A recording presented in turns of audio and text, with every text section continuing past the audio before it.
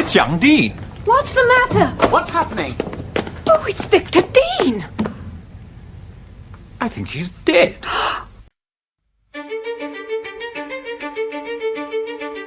Good evening, listeners. Tonight on Detective Radio, we take you behind the gleaming slogans and bright lights of the advertising world, where appearances can be as deceptive as copy lines. This is Murder Must Advertise, Dorothy L. Sayers' witty, sinister tale of Lord Peter Wimsey, Undercover. A junior copywriter lies dead at the bottom of a staircase. Officially, it's an accident. But as Wimsey soon discovers, the truth behind Pimm's publicity involves blackmail, coded messages, and a deadly cocaine ring. Join us as we step into the smoky offices, the elegant parties, and the dangerous double lives of Murder Must Advertise.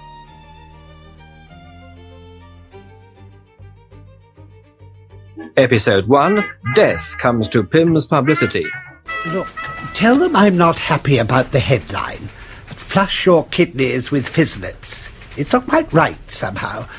And then after you've done that, Miss Rossiter, I'd like you to make sure the Laxamalt campaign is well in hand. Last month's advertisements were half a day late. Yes, Mr. Hankin.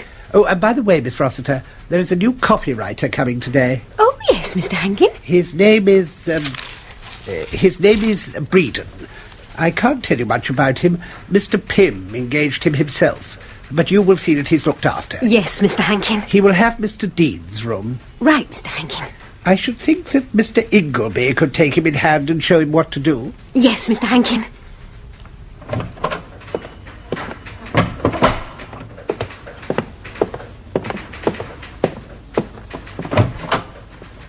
Excuse me, Mr. Ingleby, but Mr. Hankin says... If it's Tomboy Toffee, it's being typed. It isn't Tomboy. It's a new copywriter. What, already? Before those shoes were old? Why, they only buried little Dean on Friday. All part of the modern system of push and go, Miss Meatyard. All very distressing on an old-fashioned gentlemanly firm. Well, I suppose I've got to put this blighter through his paces.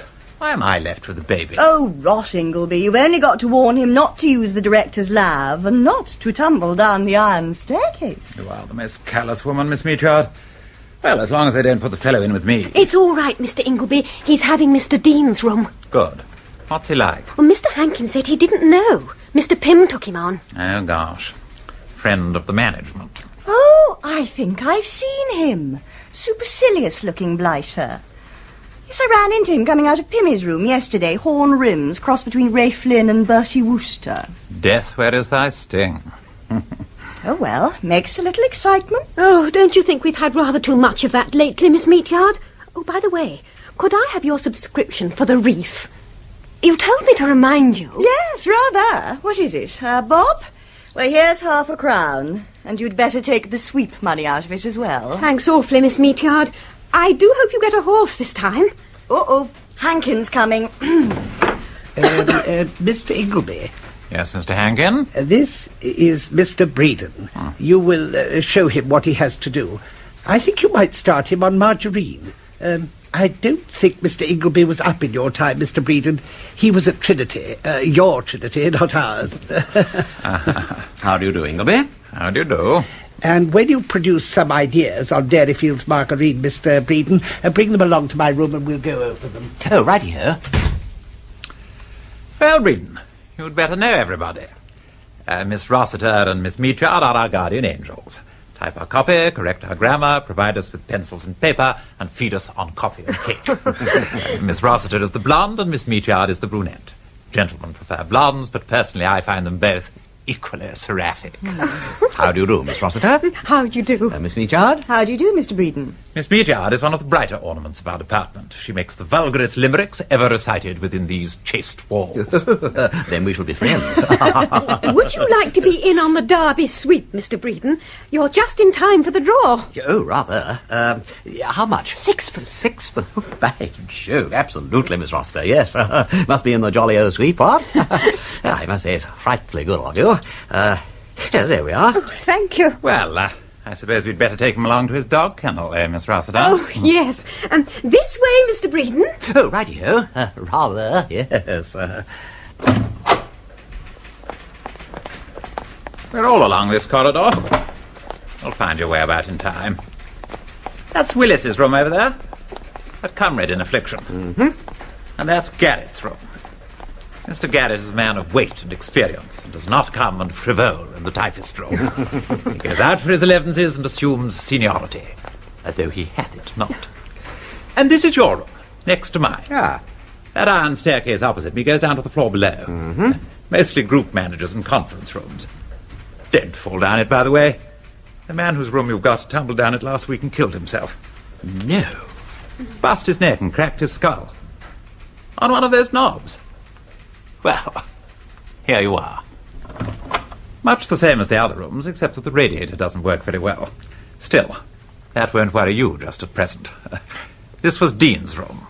A chap who fell downstairs? Yes. It was awful, you know, Mr. Bredon. Oh, it must have been, Miss Rossiter. Mr. Hankin was just giving me dictation when we heard the most frightful crash. He said, "Good God, what's that?"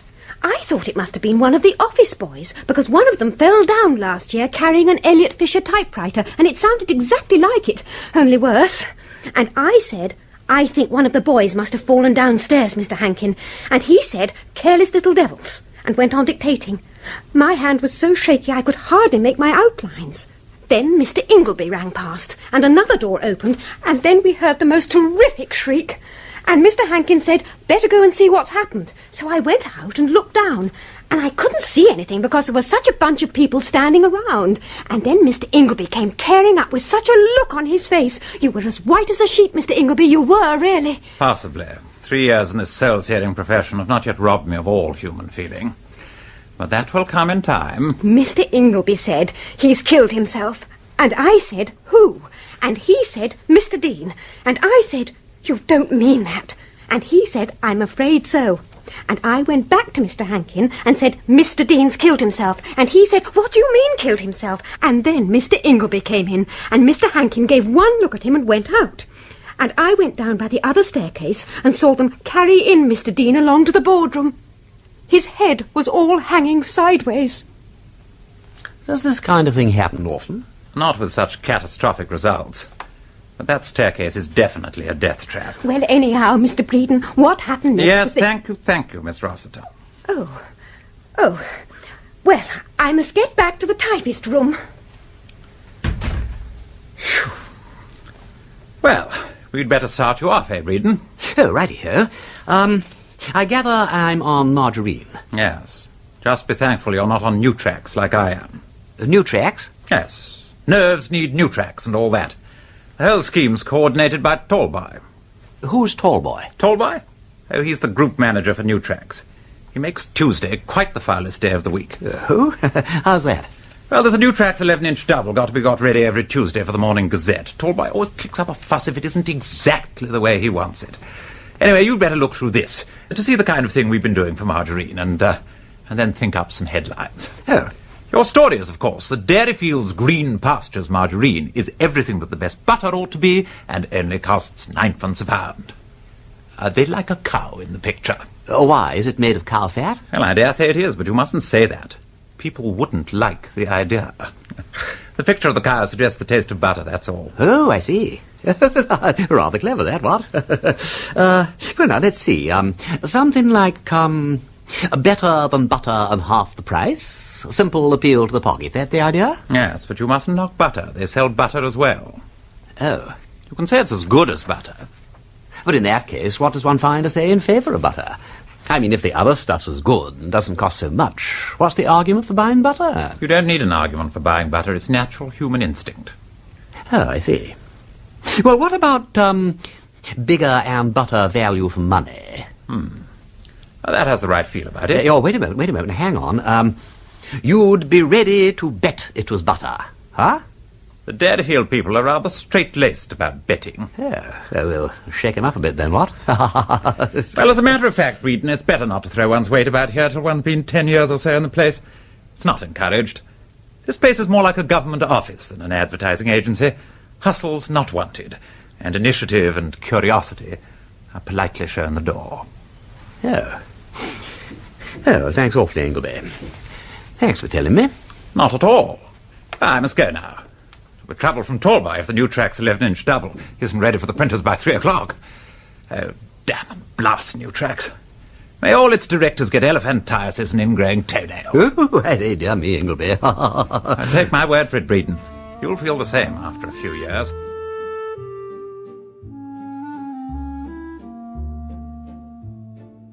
Have another chocolate eclair, Miss Rossiter. Thank you, Miss Meatyard. I don't think I shall. You'll put on pounds and pounds if you eat all that sweet stuff. That's what you come to a tea room for, Ducky. What do you think of our new Mr. Bredon? The Pimlico pet? Well, I think he's rather a lamb, and his shirts are simply too marvellous. He won't be able to keep that up on Pimm's salary, bonus or no bonus, or the silk socks either. He's been brought up silk-lined, all right. One of the new poor, I expect. Lost all his money in the slump or something. Either that or his family have got tired of supporting him and pushed him out to scratch for himself. I think he's very clever. Did you see that idiotic headline he put up for Margarine the other day? It's a far, far butter thing. Hanky nearly sniggered himself sick. I think the pet was pulling his leg. Oh, he'll make a copywriter. He's got the flair. If you know what I mean. I hope he does. He's got beautiful manners. And he pays his tea bill like a little gentleman. Oh, the pet's tongue runs on ball bearings. But I say, Miss Meatyard, do you know what I did yesterday? No. Bredon came in and asked for Mr. Hankin's carbons. I was in an awful rush and said, help yourself. Well, what do you think? 10 minutes afterwards, I discovered he'd gone off with Mr. Hankin's private letter file. Oh, no. Well, he must have been blind, because it's marked private in red letters an inch high.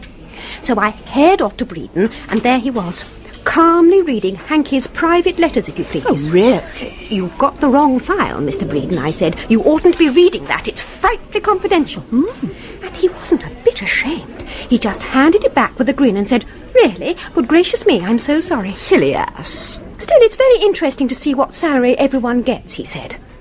He seemed to think it was awfully funny, and asked how long it would take him to reach Dean's salary. How much was Dean getting? 6. Not worth much more, in my opinion. The department will be better tempered without him, I must say. He did rile 'em sometimes. No, if Dean hadn't fallen downstairs, there'd have been a good old bust-up between him and Willis. I never could understand what it was all about. Well, I believe there was a girl in it. Oh. Willis used to go about with Dean quite a lot at the weekend, and then it all stopped suddenly. They had an awful row one day last March. I heard them going at it hammer and tongs in Dean's room. Well, I suppose we'd better push off home or we shan't be fit for anything in the morning. Now, where's the cheque? I had 2 cakes more than you, so mine is 1 and a penny and yours is 9pence. Now, if you give me a bob and I give you 2pence and the waitress 2pence and settle up at the desk, we shall be all square. Right.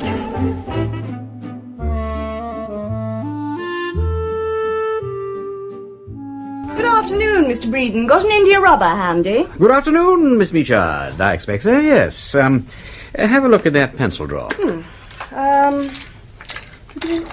Oh! Hello, what's this? What? This. It's Victor Dean's scarab. It ought to have been sent back to his sister. Oh, that. Yes, I knew that was there, but I didn't know who it belonged to. It's not a bad little thing, what? Real onyx. Quite heavy. Of course, it's not Egyptian. It's not even very old. Probably not, but Dean adored it. He thought it was a surefire musket. He always had it in his waistcoat pocket or sitting in front of him while he worked. If he'd had it on him that day, he wouldn't have tumbled downstairs. At least that's what he'd have said himself. It's chipped at the edge here, look. What sort of a chap was Dean? Well, speaking ill of the dead and all that, but... Well, I wasn't exactly keen on him. I thought he was a rather unwholesome little beast. In what way? For one thing, I didn't like the people he went about with. He used to tag around with that Diane de Montgomery set. You know, wicked parties and fast cars and all that. Dean thought it was the smart thing to do, I suppose. How old did you say he was? 26 or 27. How did he come to be here? Usual thing. Needed cash, I suppose. You can't lead a gay life on nothing, and he wasn't anybody, you know. I mean, his father was a bank manager or something, deceased. So I suppose he had to push out and earn his keep. He knew how to look after himself, all right. Then how did he get in with the Demomery lot? Somebody picked him up, I should think. He had a certain kind of good looks. How you came to be here, Mr. Bredon, is a good deal more interesting than how Victor Dean came here. They start new copywriters without experience at £4 a week. About enough to pay for a pair of your shoes. And now I'd better get back to Tomboy Toffee. Careless, Peter, careless. I say, Bredon, is Brewer here? Don't know him, actually, Ingleby, but you have my permission to search. The priest's hole and the concealed staircase are at your service. Brewer, you know Brewer's Dictionary of Phrase and what's it? Anyway, how do you spell Chronon-Hotontologos? Oh, I can spell that. And Aldeborno Tofosco Fornio, too. The crossword? No, headline for good judges' tobacco. Isn't it hot? Now I suppose we're going to have a week's dust and hammering. Why? The fiat has gone forth. The iron staircase in the corridor is condemned. Who by? The board. Oh, rot, they mustn't do that. What do you mean? Admission of liability, ain't it? And about time, too. Well, I suppose so, but, You look quite startled. I was beginning to think you had some sort of personal feeling in the matter. Oh, good Lord, no, why should I? No, just a matter of principle, that's all. Except that the staircase does seem to have had its uses in eliminating the unfit. I gather that the late Victor Dean was not universally beloved. I don't know. I never saw much harm in him. Of course, the Meachard woman loathed him. Why? Well, she's a decent sort of female, but she makes no allowances. My motto is live and let live. But protect your own interests. How are you getting on with Margarine? Haven't touched it yet, actually. I've been trying to get out a name for 20-minute shilling tea. As far as I can make out from Hankin, it has no qualities except cheapness to recommend it. The name, however, must suggest solid wealth and respectability. Why not call it domestic blend? Nothing could sound more reliable. And obviously nothing could suggest so much dreary economy. Oh, I say, what ho. Oh, that absolutely wangs the nail over the crumpet. Absolutely the caterpillar's boot, what? Well, I'll put it to him and I'll see what he says. Oh dear, I've had too much lunch. I don't think anybody ought to work at 2:30 in the afternoon. It's unnatural. Everything's unnatural in this job. Oh, my God, here's someone with something on a tray. Go away, young woman, go away. I'm sorry, but Mr. Hankin says, will you please taste these samples of porridge and report upon them? My dear Miss Rossiter, look at the time. I know. Awful, isn't it? They're trying out tinned porridge. What do we have to suffer in the service of the public? Well, perhaps I can help, Miss Rossiter. Oh. Put it down. Now then. Take this down while it's fresh in my mind. Vintage A. Fine, full-bodied, sweet, nutty flavour, fully matured. A grand masculine porridge. Vintage B. Extra sick, refined, delicate character, requiring only... Oh, Mr. Bredon. Tell me, timeless houri, what was wrong with my lamented predecessor? Why did Miss Meachard hate him, and why does Ingleby praise him with faint damns? Why? Because he didn't play fair. He was always snooping round other people's rooms, picking up their ideas and showing them up as his own. Oh, really? Oh, I see. Ever met Dean's sister? Pamela Dean? She's something to do with Silkenet hosiery, isn't she? Is she? She and Victor Dean ran a little flat together. She was as smart as paint, but rather silly, I thought, the only time I saw her. Not impressed, eh? No, but I've an idea our Mr. Willis was a bit smitten in that direction at one time. But it didn't seem to come to anything. Oh, I see. Of course, it wouldn't do to mention it to Mr. Willis. I think he's a bit sensitive about it. Oh, quite. It's so easy to put one's foot in it in a new place, ain't it? Look, Bredon, I really wish you'd mind your own business. I don't wish to discuss Dean with you or with anybody else. Is that clear? Well, I'm sorry, Willis. Didn't mean to upset you. If you're on Dean's game, you better clear out. I'm not interested. What was Dean's game? I didn't know him, never heard of him till I came to Pimm's Publicity. If you didn't know Dean, why bring him up? He went about with a gang of people I didn't care for, that's all. And from the look of you, I should have said you belonged to the same bright crowd. The Demomery crowd? Oh, it's not much use your pretending you don't know all about it, is it, Bredon? Ingleby told me Dean was a hanger-on at that particular bunch of bright young people. I've never met any of them. They'd think me terribly ancient, they would, really. Besides, I don't think that they're very nice to know. Some of them are really naughty, you know. Did Mr. Pimm know that Dean was a bright young thing? I shouldn't think so, or he'd have buzzed him out double quick. What business is Dean of yours, anyway? Oh, absolutely none. None whatever. I just wondered about him, that's all. He seems to have been a sort of misfit here, not quite imbued with the Pimm spirit, if you see what I mean. No, he wasn't. And if you take my advice, you'll leave Dean and his precious friends alone, or you won't make yourself too popular. The best thing Dean ever did was to fall down that staircase. Nothing in life became him like the leaving of it, what? But it seems a bit harsh all the same. Somebody must have loved him. For he must be somebody's son, as the dear old song says. Had he any family? There's a sister, at least, isn't there?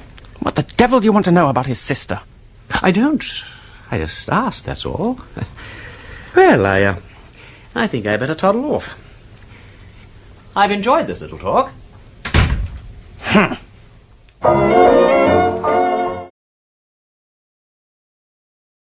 So, Lord Peter Wimsey has become one of the world's workers, eh? Yes. In the shape of one Mr. Bredon, I am pulling down 4 solid quid a week. Amazing sensation. First time I've ever earned a cent. I am grinning, Charles, with honest pride. Just like my good brother-in-law has been doing all these years. You make me sound like a Cheshire cat. Ah, but you have good cause to feel pleased, Charles. There's many a member of the criminal fraternity behind bars because of the efforts of Chief Inspector Charles Parker. I try to do my job. Well, now listen, Peter. What's this case all about, anyway? Well, I'm best if I know, old lad. Old Pimm had this letter that was worrying him, sent to him by Pamela Dean. That's the victim's sister. Well, Pimm didn't want the police snooping around his beloved advertising agency, so I got asked to buzz along and investigate. So I buzzed, and there I am. Strictly incognito. Your narrative style, though racy, is a little elliptical. Well, now look, Charles.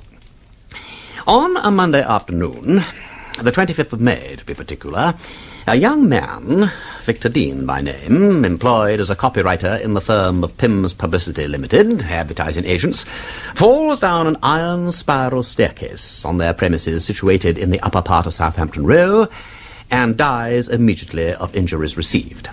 To wit, 1 broken neck, 1 cracked skull, 1 broken leg, and minor cuts and contusions various.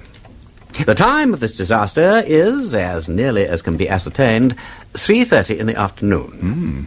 Pretty extensive injuries for a fall of that kind. So I thought before I saw the staircase. To proceed, I then find this piece of paper in the desk of the deceased. Have a look at it, Charles. 7th of January, G. 14th of January, O. 21st of January, A. 28th of January, P. 5th of February, G. But, Peter, it doesn't make any sense. How right you are, old lad. It doesn't make any kind of sense.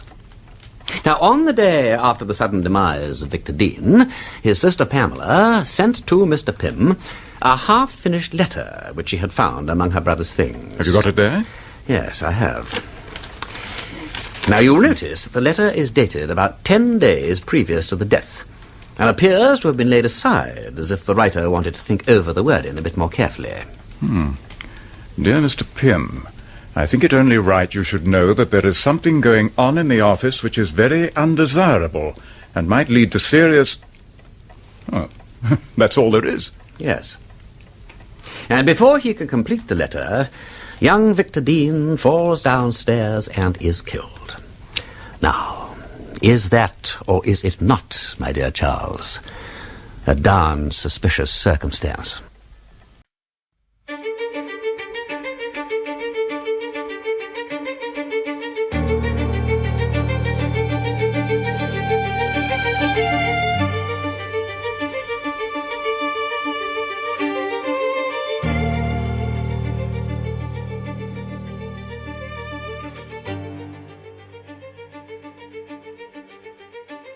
Episode 2. Singular spotlessness of a lethal weapon. Victor Dean, a young copywriter with Pimm's Publicity Limited, has died in mysterious circumstances. To investigate suspicions of murder, Lord Peter Wimsey has taken employment with Pimm's, posing as a new copywriter by the name of Bredon. Despite protest by his brother-in-law, Chief Inspector Charles Parker, that there is nothing strange about the death, Lord Peter Wimsey continues his investigations. Hello, hello, hello. What ho, Ingleby? Where have you been hiding, Bredon? Hiding tall boy, I expect. He's on your tail. He wants that New Tracks headline. Now you know what it's like working on the New Tracks copy. I have been up on the roof. Cooler and all that, don't you know? I don't. It must be like a gridiron up there. Ah, so it is, old lad, so it is. But I thought I'd just try it, what? As a matter of fact, I was chucking pennies over the parapet to that brass band. I got the Bomberton twice. The penny goes down with a tremendous whack, you know, and they look up all over the place to see where it comes from when you dodge down behind the parapet. It's a tremendously high parapet, too, ain't it? I suppose they wanted to make the building look higher than it is. It's the highest in the street in any case. Earth hath not anything to show more fair. It's going to rain like Billy O'Toole in about 2 ticks. See how black he's come over? You seem to have come over pretty black if it comes to that. Look at the seat of your trousers. You do want a lot, Ingleby. It's a bit sooty up there, that's all. I was sitting on the skylight. Look as if you've been shinning up a pipe. Well, I did shin down a pipe. Only one pipe. Rather a nice pipe, actually. It took my fancy. You're loopy. Doing acrobatics on dirty pipes. Whatever made you? I dropped something. I went down onto the glass roof of the wash place. Nearly put my foot through. Oh, wouldn't old Hankin have been surprised if I'd tumbled into the wash basin on top of him. I then found I needn't have gone down by the pipe after all. I came back by the staircase. The roof door was open on both floors. Yes, they generally keep them open in hot weather. Well, I wish I'd known. You know, if you keep on like this, it's you who'll need to be nourishing your nerves with New Tracks. And by the way, is that New Tracks half-double ready yet? You do realize it's Tuesday. If it's not ready today, it won't be in time for Friday's Morning Gazette. Everything's under control, Ingleby, fear not. Oh, gosh, it's hot. I could do with a drink. Have a glass of sparkling Pompeii. What's that? Oh, one of Brotherhood's non-alcoholic refreshers, made from finest Devon apples with a crisp, cool sparkle of champagne. Definitely anti-rheumatic. Doctors recommend it. Ugh. I think this is an awfully immoral job of ours, I do really. Think how we spoil the digestion of the public. Ah, yes, but think how earnestly we strive to put them right again. We undermine them with one hand and build them up with the other. The vitamins we destroy in the canning, we restore in Revito. The roughage we remove from Peabody's Piper Parriage, we make up into a package and mark it as Bunbury's breakfast bran. The stomachs we ruin with Pompeii, we reline with Peplitz to aid digestion. And by forcing the damn fool public to pay twice over, once to have its food emasculated and once to have the vitality put back again, we keep the wheels of commerce turning and give employment to thousands, including you and me. Ah, say, that was a good one. I do adore thunderstorms. By the way, what has Willis got against me? Well, he seems to think that I'm not nice to know. I want you not to talk to him about Victor Dean. He seems to have got it into his head that you were a friend of his or something. But what was wrong with Dean? He kept bad company. Why are you so keen to know about Dean anyway? Well, I suppose I'm just naturally inquisitive. I always like to know about people. About the office boys, for instance. They do physical jerks on the roof, don't they? Is that the only time they're allowed up there? Absolutely, otherwise strict out of bounds. I just wondered. They're a mischievous lot, I expect. Boys always are. I like them, you know, I like them. What's the name of the red-headed one? He looks a snappy lad. That's Joe. They call him Ginger, of course. What's he been doing? Oh, nothing. I expect you'll get a lot of cats prowling about this place. Cats? I've never seen any cats. Except I believe there's a cat that lives in the canteen, but she doesn't seem to come up here. What do you want a cat for? Yeah, I don't. Anyway, there must be dozens of sparrows, mustn't there? Bredon, I do think the storm has affected your brain. Do you know that?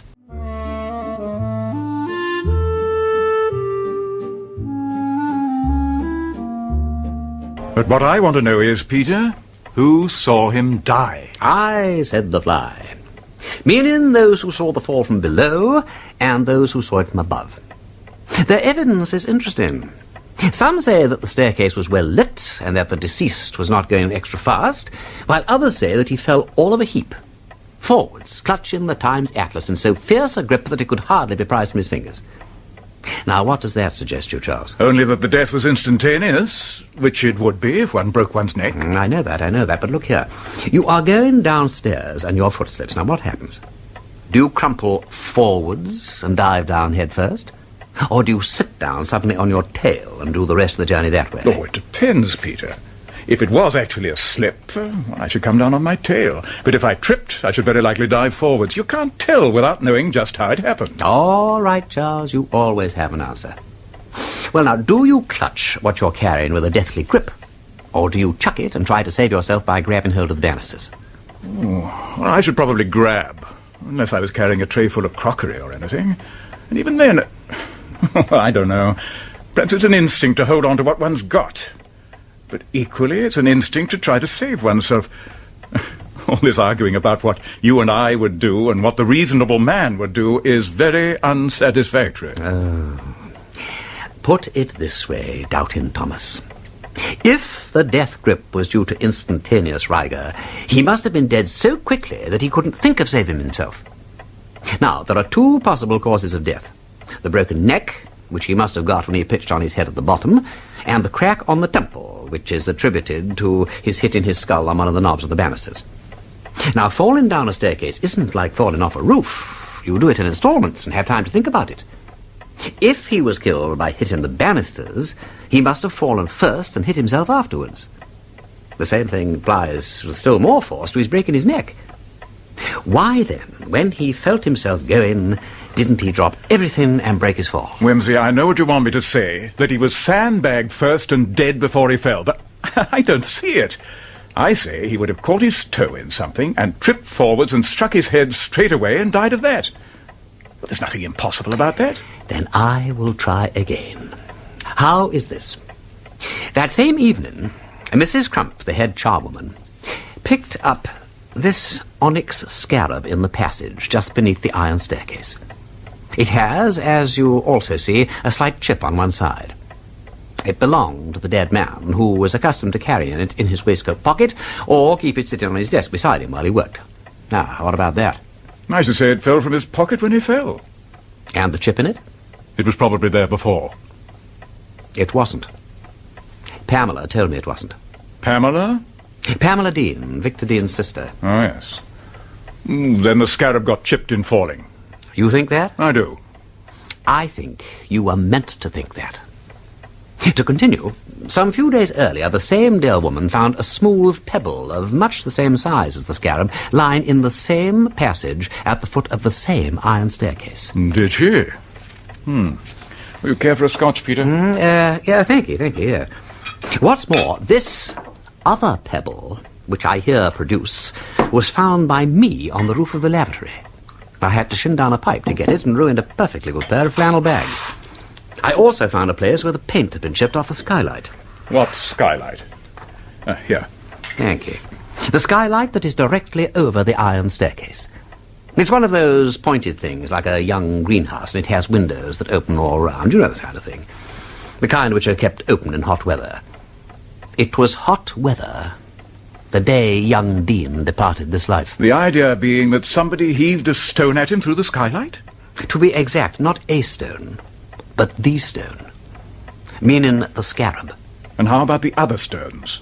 Practice shots. I've ascertained that the office is always practically empty during the lunch hour. Nobody much goes up on the roof except Ginger and his friends. Ginger and his friends? I'm sorry, the office boys, don't you know. They have their PJs up on the roof at 8:30 a.m. People who live in glass skylights shouldn't throw stones. Do you mean to suggest that by chucking a small stone like this at a fella, you're going to crack his skull open and break his neck for him? Not if you just throw it, of course. Eh?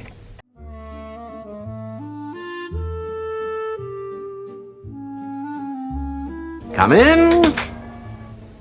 Ah, Ginger. You wanted to see me, Mr. Bredon, sir? Yes, Ginger, I did. Come in and close the door, lad, would you? Oh, yes. Sorry, sir. Ginger, is this your catapult? Oh, yes, it is, sir. It's a good one. Make it yourself? Yes, sir. Good shot with it? Pretty fair, sir. Like to have it back? Yes, please, sir. Did you get it from... Ah, that is my business, Ginger. I gather it was confiscated. Well, we ain't supposed to carry them sort of things in our uniform pockets, sir. But I got caught like, and it was confiscated. Confiscated? Yes. How long ago was it confiscated? Bit over a month it would be, sir. About the middle of May. And you've never laid hands on it since? No, sir. Have you any other catapult? No, sir. Did you ever shoot with this or any other catapult on the roof? On the roof of the office, sir? Yes. No, sir. Or anybody else that you know of? No, sir. Are you absolutely sure? Nobody that I know of, sir. All right. What was that book I saw you reading yesterday, Ginger? The Clue of the Crimson Star, sir. About Sexton Blake. He's a detective, you know, sir. You like detective stories, Ginger? Oh, yes, sir. I read a lot of them. I'm going to be a detective one day, sir.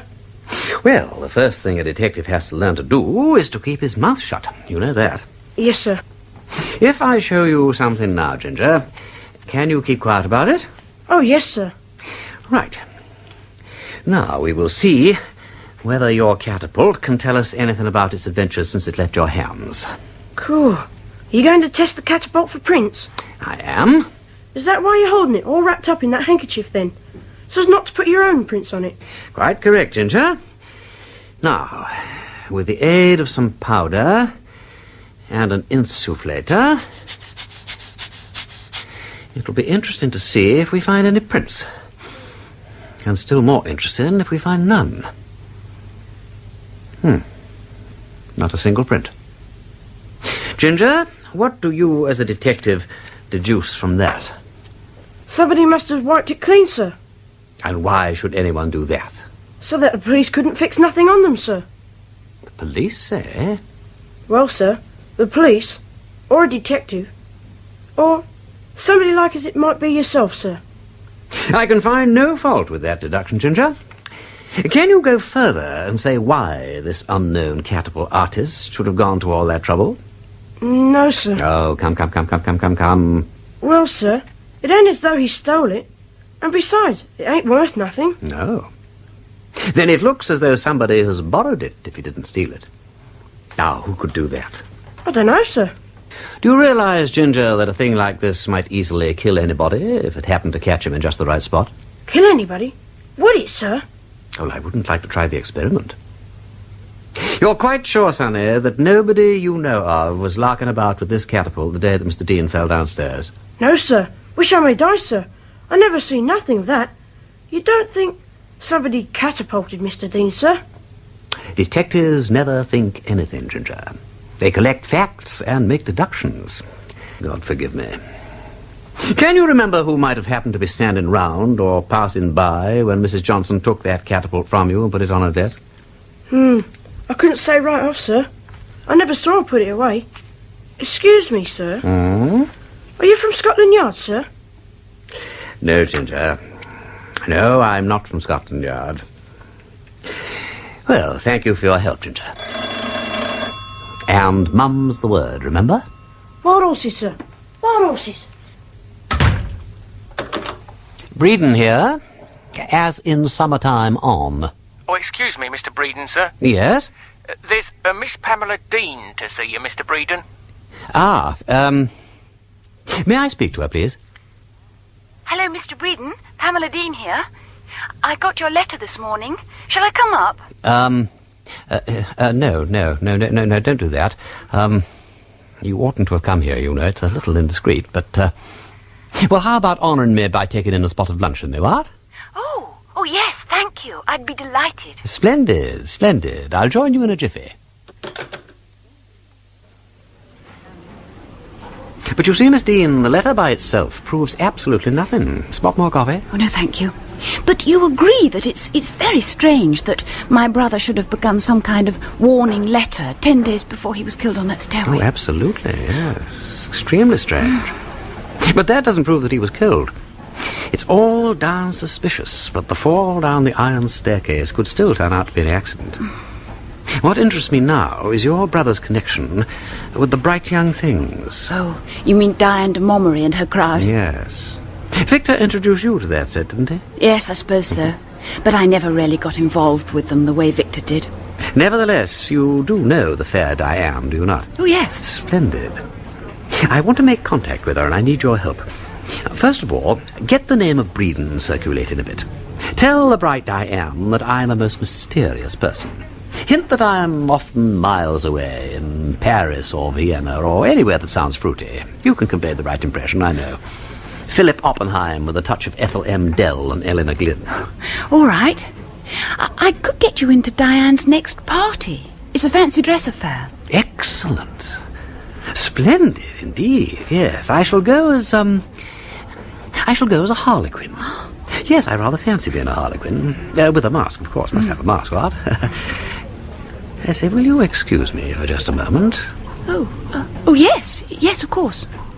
I think I've spotted a familiar face at the next table, skulking behind a newspaper. Hello? Well, if it isn't a fellow refugee from Pimm's Publicity. How are you, dear Mr. Willis? Enjoyed your lunch? What an extraordinary coincidence that you should also choose to eat at Simpson's today. Excellent saddle of mutton, what? But you should have tried the peas. Can I give you a lift back to the treadmill? No thanks, Bredon. Miss Dean unhappily has to leave us. Who might come and console me by holding my hand? Well, it is getting a bit late. If you're having a taxi, I'll share it with you. Ah, that's the stuff. Miss Dean, I think you know our Mr. Willis. Oh, yes. Victor and he were great friends at one time. I must be getting along now. Thank you so much for my lunch, Mr. Bredon. And you won't forget. I certainly will not. It isn't likely, is it? Good afternoon, Mr. Willis. Good afternoon, Miss Dean.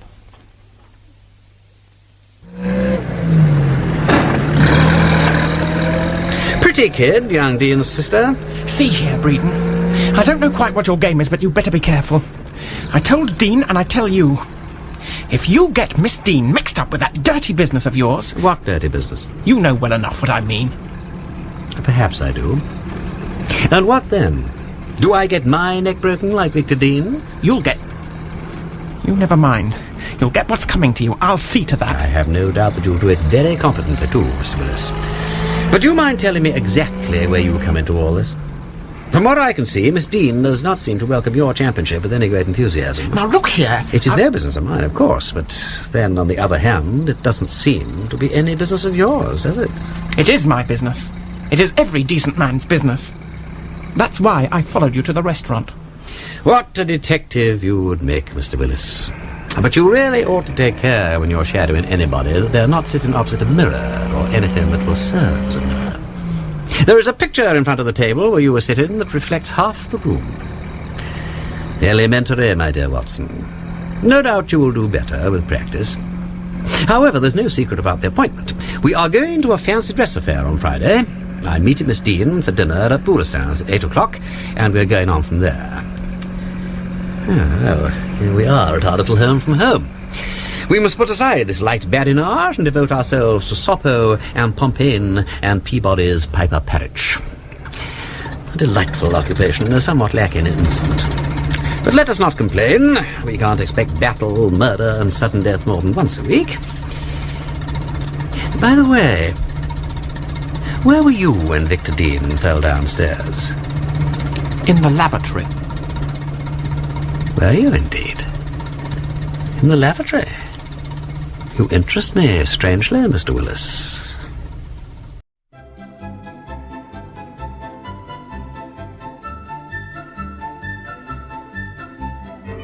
Our newest copywriter is perfectly potty. Potty, Miss Meatyard? How do you mean potty? Well, loopy, goofy, blah. He's always up on the roof playing with a catapult. I don't know what Mr. Hankins is.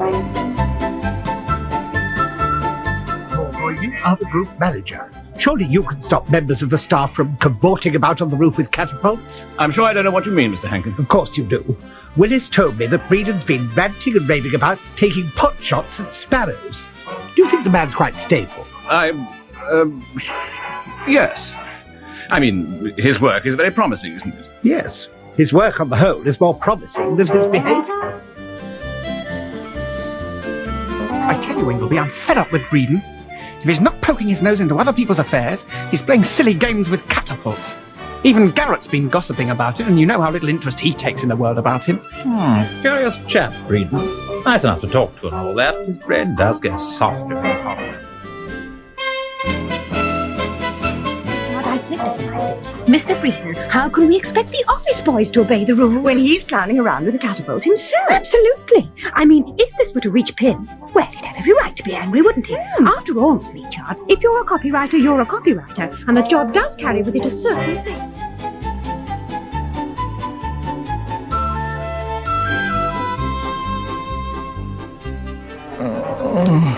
Well, old Parker Bird, I think you're uncommonly lucky to be alive and ought to be jolly well thankful instead of grumbling. You'd grumble all right with a bust collarbone and a headache like nothing on earth, and the feeling as though a herd of bulls had been trampling on your tummy. It beats me the way these policemen give way over trifling accidents. In the Sexton Blake book that my friend Ginger Joe has just lent me, the great detective, after being stunned with a piece of lead piping and trussed up for 6 hours, is taken by boat on a stormy night to a remote house on the coast and flung down a flight of stone steps into a cellar. At the 59th minute of the 11th hour, he is most fortunately rescued, and pausing only to swallow a few ham sandwiches and a cup of coffee, instantly joins in a prolonged pursuit of the murderers by aeroplane, during which he has to walk out along the wing and grapple with the fellow who has just landed on it with a rope. And here is my own brother-in-law, giving way to bad temper and bandages because some 3x4 crook has slugged him on his own comfortable staircase. I'm trying to think who it could have been. It wasn't a burglar or anything like that. It was a deliberate attempt at murder. The light bulb had been put out of action beforehand, and he'd been hiding for some hours behind the coal bunker. You can see the marks of his feet. He wasn't obliging enough to leave anything behind to identify him except a Woolworth pencil. Oh, he left a pencil, did he? Yes, one of those pocket-propelling things. I've tried it for fingerprints, but you can't get much. Sure. Here. Oh, yes, and there was a letter for you. You know, in that postbox we rigged up here so you didn't have to give your own address to Pimm's Publicity. A letter? Damn, I can't find it. I distinctly remember putting it in my jacket pocket. I know it was there. One of those fancy, long-shaped mauve envelopes with gilt edges, and a lady's fist, rather sprawling. It's gone, has it? That's very remarkable. So it must have been somebody who knew I'd taken a flat above yours, pro tem. And what's more, Charles, this ain't a Woolworth's pencil. It's one of Darling's. Same thing. Anyone might carry one of them. Not so. This is where my expert knowledge comes in. Darlings don't sell these pencils, they give them away. Anybody buying more than £1 worth of goods gets a pencil as a good conduct prize. You observe that it carries an advertising slogan. It isn't dear, it's Darlings. One of Pimm's best efforts, by the way. Well, that's very helpful, Peter. It ought to be easy to identify a criminal who's bought £1's worth of goods at Darlings within the last 6 months or so. Wait a bit. This pencil, a natty scarlet, as you will observe, didn't come from any of Darling's branches, because it's not on the market yet. Ergo, there are only 3 places it could have come from. 1 from the pencil manufacturers, 2 from Darling's head office, and 3 from our place. Do you mean Pimm's? I do. Darling's obligingly presented us with half a gross of them to try out. Good Lord. I think it is highly unlikely that you have a deadly enemy at the pencil manufacturers or at Darling's head office. It seems to me much more likely that the gentleman with the cosh, or knuckle duster, or sandbag, or lead piping, in short, the blunt instrument, came from Pimm's, guided by your address, which, with your usual amiability, you kindly allowed me to give as mine. Observing my name neatly inscribed on the letterbox of flat 4, he mounted confidently on... Well, I'm dashed. Do you mean to say it's really you who ought to be lying here, mangled and bruised? I think so, Charles. I certainly do think so. Particularly as the assailant seems to have walked off with my private correspondence. I know who, or to be more grammatical, whom their letter was from, by the way. Oh, yes. Whom? From Pamela Dean, to be sure. I recognize your description of the envelope. Pamela Dean, the victim's sister? As you say. Willis's young woman? Precisely. But how should he know about the letter? I don't suppose he did. I rather fancy this is the result of a little bit of self-advertisement that I put in at the office. I made it clear to all and sundry that I had been experimenting on the roof of the catapult. I thought I might get some reaction. What a pity it reacted on you and not on me. Yes, Peter. A very great pity.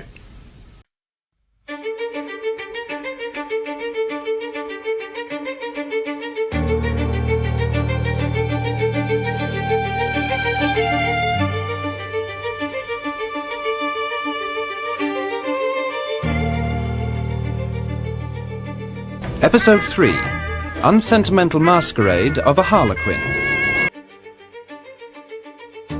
Lord Peter Wimsey has joined the staff of a London advertising agency in an attempt to unravel the mystery surrounding the death of young Victor Dean. Known only to the other members of staff as Mr. Bredon, Wimsey's investigations are proceeding as planned until he is informed that his brother-in-law, Chief Inspector Charles Parker, has been attacked. It is clearly a case of attempted murder. It is also clear that the intended victim was not Inspector Parker, but Lord Peter Wimsey himself. The attacker, however, has left a clue behind. Well, Charles, it might have been worse. You may have a broken collarbone, but we've got 3 lines to go on. The people at Pimm's Publicity, who knew that this place was the address I'd given to the firm, the people who heard all about me and my catapult, and, of course, the bloke who's lost his pencil. And you're quite sure that pencil isn't on the market yet? Quite sure. Could only have come from Pimm's. I say, what a shock it must have been for whoever it was when I turned up this morning without so much as a black eye. You didn't manage to mark him, did you, Charles? Afraid not. I got a clutch on his beastly throat, but he was all muffled up. Ah, you did that badly, Charles. You should have socked him one. But I forgive you. I wonder if our friend will have another shot at me. Not at this address, I hope. Ah! Now I understand. What? Why nobody fainted at the sight of me this morning. He must have had a torch with him. He knocks you down, turns on the torch to see if you're properly dead, and he realizes he slugged the wrong man. Then he spots Pamela Dean's letter. But why would he have taken it? Did he know the writing, I wonder? When was it delivered? Well, the 9:30 post, of course.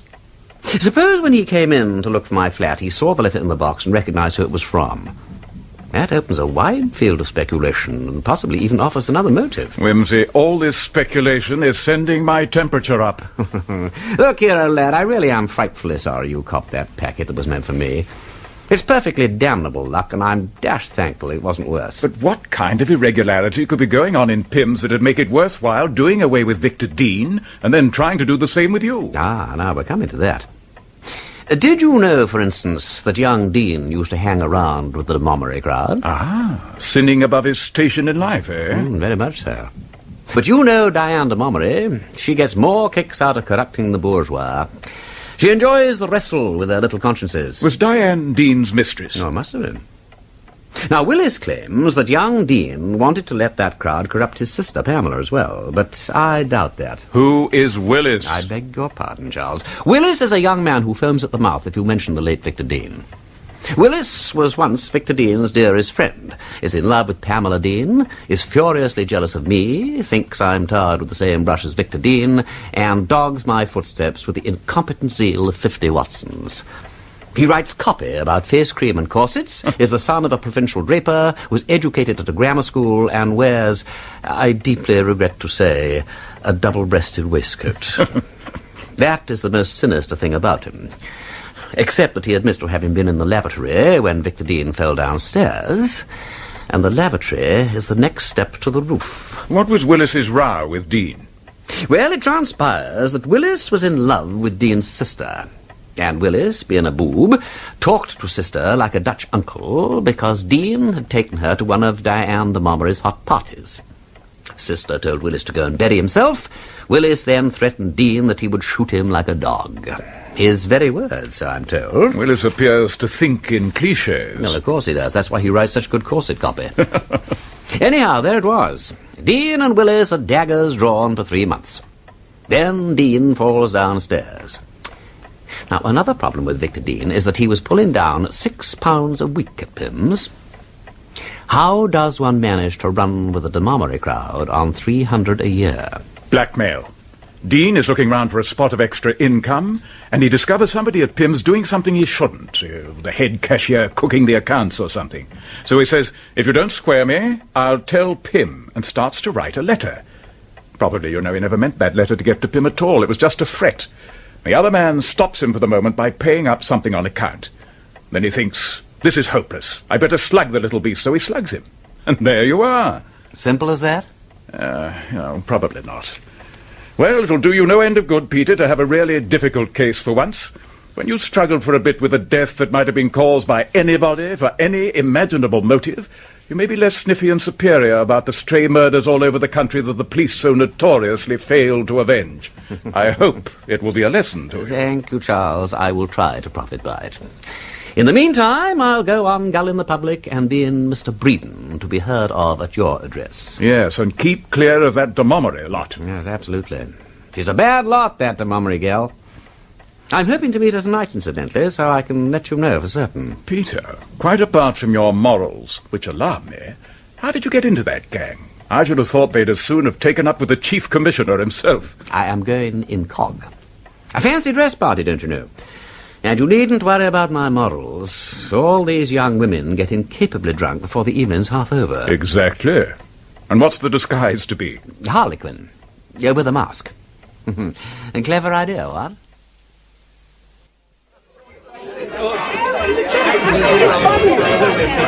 Dive!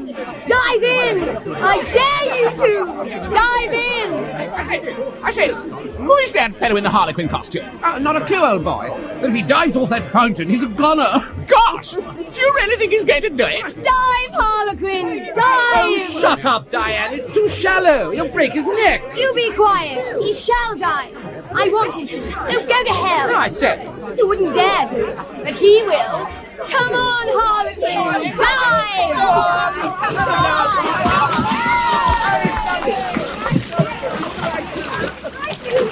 Oh, you're marvellous. You're marvellous. Take me home, Harlequin. I adore you. Come on then, run, and let them catch us if they can.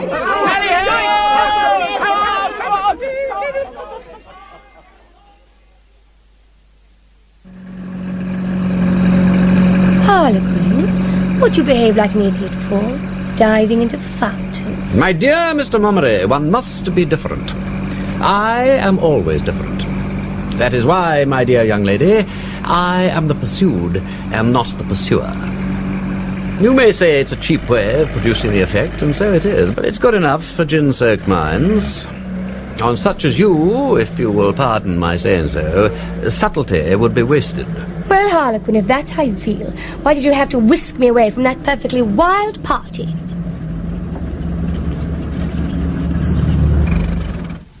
To please myself, which is the only reason you would admit for doing anything. I could see you better without that damn mask. And love me better, perhaps? Perhaps. Then I'm safer with it on. Oh. I hear your lovers have a knack of coming to bad ends.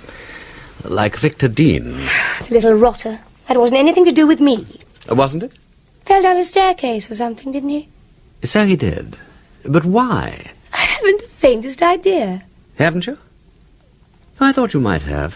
Why did you send Victor Dean about his business? Because he was a silly little bore, and just like all the rest. You like them to be different? I like everything to be different. And when you find them different, you try to make them all alike. Hmm? Do you know anybody who is different? Yes. You're different. If I come down to your level, I shall be just like all the rest. Try it. I know when I'm well off. You can only go down and down. Are you trying to insult me? Yes, but it's very difficult. Tell me about Victor Dean. How did you pick him up? We all went out one night to some frightful sort of suburban dancing place. We thought it would be such a scream. And was it? No, it was rather dull, really. But he was there, and he fell for me, and I thought he was rather a pet. That's all. A simple story in words of one syllable. How long was he your pet? Oh, about 6 months. But he wasn't any fun. He was all wet, Harlequin, darling. My child, you are telling the story very badly. You made him drink, and it upset his little tummy. You made him play high, and he said he couldn't afford it. You tried to make him take drugs, and he didn't like it. Anything else? He was a little beast, Harlequin. Really, he was. He was out for what he could get. Aren't you? Me? I'm terribly generous. I gave him everything he wanted. I'm like that when I'm fond of anybody. He took what he could get, but didn't spend it like a gentleman, That's it. Do you know he actually called himself a gentleman? Wouldn't that make you laugh? Like the Middle Ages, isn't it? Ladies and gentlemen. He said we needn't think he wasn't a gentleman because he worked in an office. Too mirth-making, Harlequin, darling, wasn't it? Oh, Harlequin, listen, I'll tell you something funny. One night I took Victor Dean to a party at Todd's place on the river. A Todd? Todd Milligan. Well, I introduced Victor to Todd. I said, this is Victor Dean, and he's a gentleman, and he works for Pimm's Publicity. Todd said, oh, you're the chap, are you? And looked too utterly murderous. And afterwards he asked me, just like you, how I got hold of Victor. Well, that's queer. Did Todd send you out here to ask me? No one ever sends me anywhere. I go where I like. Well, then why do you want to know all about Victor Dean? Too mystery-making, ain't it? What did Milligan say to Dean? Oh, nothing much, but he told me to string him along, and afterwards, quite suddenly, he told me to give him the push. And you did as you were told, like a good girl. I was fed up with Victor anyhow, and it doesn't do to get wrong with Todd. No, he might cut off supplies, mightn't he? Where does he get it from? Cocaine, do you mean? Mm-hmm. I don't know. No, I don't suppose you do. And you can't get him to tell you either, can you? Not with all your charms. Oh, Todd doesn't give anything away. He's a dirty swine. I loathe him. I'd do anything to get away from Todd. He knows too much. And besides, he's got the stuff. Lots of people have tried to chuck Todd, but they always go back again, every Friday and Saturday. That's when he hands it out, is it? Mostly, but you weren't there earlier tonight, were you? He'd run short of the stuff or something. There was a hellish row, so I dashed off in the car, and then you appeared. You aren't one of Todd's regular lot, are you? Not at present. Do you want to be? Because don't. I'll get the stuff for you if you want, but Todd's a beast. You'd better keep clear of him. Are you warning me for my own good? Yes, I am. What devotion. Why don't you cut loose from Todd? I can't. Afraid of him? Not so much of him. It's the people behind him. Todd's afraid, too. He'd never let me go. He'd kill me first. How fascinating. I think I must get to know Mr. Milligan. You'd end up by being afraid, too. Should I? Well, there's a kick in being afraid, you know. I could show you how to get a kick out of life. Could you? Try and see. What are you good for to me? I am beautiful. Not so beautiful as you were. In 5 years' time, you'll be ugly. 5 years? I wouldn't want you for 5 years. I wouldn't want you for 5 minutes.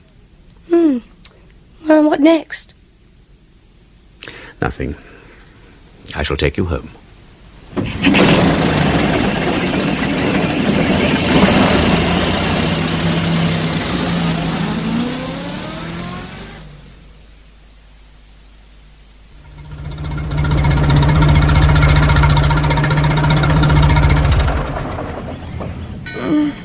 Where have we got to? What's happened? We're home. Where's your latchkey? Here. Kiss me. Take that mask off. I'll run along in. There's a policeman thinking we look rather disreputable.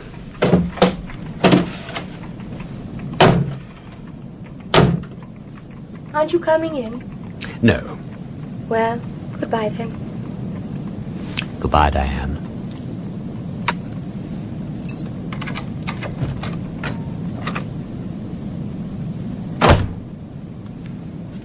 Good evening, officer. Evening, sir. Moffat, you will never get promotion.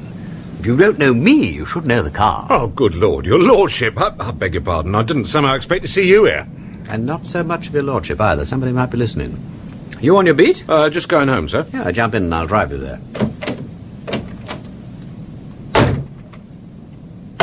Thank you, my lord. Ever see a fellow called Milligan around here? Major Todd Milligan? Yeah, now and then. Oh, he's a bad hat, he is, if ever there was one. Runs that place down by the river. Mixed up with that big drug gang as Mr. Parker's after. We could pull him in any day, but he's not the real big noise. Isn't he? Oh, no, my lord. This car's a treat, ain't she? Shouldn't think there's much catch as you on the road. No, what Mr. Parker wants is to get him to lead us to the top man of all. But there don't seem to be much chance of it. Cunning as weasels they are. Don't suppose he knows himself who the other fella is. How's it work, Moffat?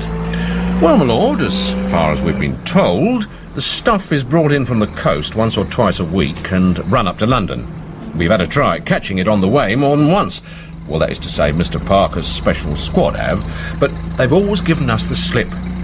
Then it will be taken somewhere, but where we don't know, and distributed out again to the big distributors. From them, it goes to all kinds of places. We could lay hands on it, but, well, what's the use? It'd only be in another place next week. And where does Milligan come into it? Well, we think he's one of the high-up distributors, my lord. He hands it out of that house of his and other places. In the place where you found me, for instance? No, that's one of them. But the point is, where does Milligan get his supplies? Ah, that's it, my lord. Can't you follow him and find out? Ah, but he don't fetch it for himself, my lord. There's others does that. And you see, if we was to open his parcels and search his tradesmen and so on, they'd just strike him off their list, and we'd be back where we was before. So you would. Do you happen to know how often he gives parties at that house of his on the river? Ooh, most evenings, I'm told, my lord. Seems to keep open house like. Well, you tell him to keep an eye open on Friday and Saturday nights, Moffat. Fridays and Saturdays, my lord? Those are the nights when things happen. Is that so, my lord? Mm-hmm. Well, I'm much obliged to you. We didn't know that. That's a good tip, that is. Oh, if you'll drop me at the next corner, my lord, that'll do me a treat. Mm-hmm. I'm afraid I've took your lordship out of your way. Not a bit of it, Moffat, not a bit. Very glad to have seen you. Oh, and by the way, you have not seen me. Not a question of morals, you understand, but I fancy that Major Milligan might not approve of my visiting that particular house. Oh, that's all right, my lord. Not being on duty at the time, I ain't bound to put in a report. Good night, my lord, and thank you. Good night, Moffat.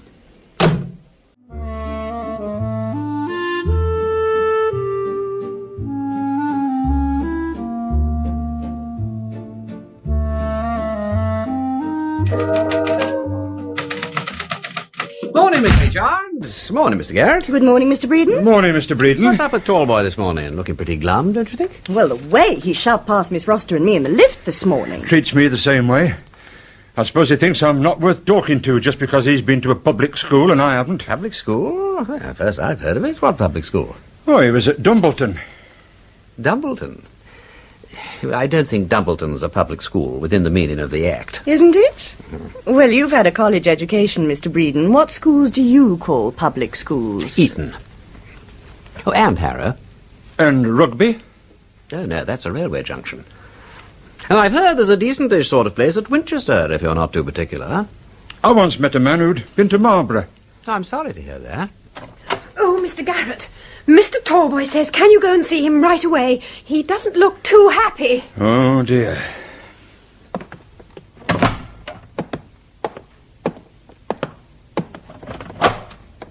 Ah, you wanted to see me, Tallboy? Now, look here, Garrett. I understand that you altered the New Tracks headline last night after I'd gone home. I should like to know what right you think you have to go around changing other people's copy. The sheer impertinence of it leaves me absolutely flabbergasted. Listen, Tallboy, I was doing you a favour. The Morning Gazette rang at 6 o'clock in an absolute tizzy about the New Tracks headline. I am considerably older than you, Tallboy, and in my day a group manager would have been ashamed to leave the building before ascertaining that all was well with his advertisement for the next day's paper. How you came to let such an advertisement pass in the first place is beyond my understanding. What was wrong with it? Well, the headline ran, "Are you taking too much out of yourself?" And what's wrong with that? Nothing. But taken in conjunction with the picture, it did lay itself open to an unfortunate interpretation. You couldn't be contacted by phone, and there was only half an hour to do it in, so I changed it to overwork and over-worry waste nerve power. I was rather pleased with it, actually. You were rather pleased with it, were you? For heaven's sake, Tallboy, don't make such a row. And another thing, Garrett. When you were hugger-muggering around my desk last night, did you have the unprintable, bloody impertinence to interfere with my private belongings? Tallboy, I've got a splitting headache. I don't care a highly coloured damn if you've got a headache or not. There was an envelope in my desk last night with £50 in it, and it's gone, and Mrs. Crump says that she saw you faffing about among my papers. I have your £50 here. I put it away safely for you, and I must say, tall boy, that I consider it extremely thoughtless of you to leave your property about for the charwoman to find. It's not fair. You should have more consideration than to put temptation in people's way. And I did not rummage about in your desk, as you suggest. I merely looked for the pull of the new tracks half double, and when I was closing the desk, this envelope fell out upon the floor. You mean to tell me that you had the all-fired cheek to take my money away to your own damned room? In your own interest. Interest be damned, Garrett! Why the devil couldn't you leave it in a pigeonhole and not be so blasted interfering? You do not realise... I realise this, Garrett, that you're a superannuated interfering idiot. What the devil did you want to come poking your blasted nose in for? Really, Mr. Torb. What business is it of yours, anyway? It was anybody's business who had the welfare of the firm at heart. I don't want you to teach me my job. Pardon me, I think you do. Anyway, what's that got to do with it? The point is, you stick your nose into my private affairs. I did not. The envelope fell out. That's a bloody lie. Pardon me. It is the truth. Don't keep saying pardon me like a bloody kitchen maid. Really, Torby, I think I ought to receive an apology. You? Why the hell couldn't you have had the decency to ring me and tell me? You weren't at home. How do you know? Did you try? No, but I knew you were out because I saw you in Southampton Row on my way out. You saw me in Southampton Row and you hadn't the ordinary common decency to get hold of me and tell me what you've been after? Upon my word, Garrett, I believe you jolly well meant to get me into a row. And collar the cash for yourself, too, I shouldn't wonder. How dare you suggest any such thing? And all your rot about consideration for the charwomen. It's sheer damned hypocrisy. Of course I thought one of them had taken it. I said to the head cleaner... You accused her? I didn't accuse her. I told her I had missed £50. And fortunately, she'd seen you at my desk. Otherwise, I suppose I should never have heard anything more about my money. You have no right to say that. I have a damn sight more right to say it than you had to steal my money. Are you calling me a thief? Yes, Garrett, I am. And I call you a scoundrel, Torboy. An insolent scoundrel. And I say that if you came by the money honestly, which I doubt, sir, which I very much doubt... What do you want, Bredon? I say, sorry to butt in and all that, but Hankey's compliments, and he says, would you mind talking a little more quietly? He's got a client next door. I'll take my envelope, thank you. All right, Garrett. I shan't forget your kind interference. Oh, dear, oh, dear. Anything up? Please, go away. Oh, righty, here.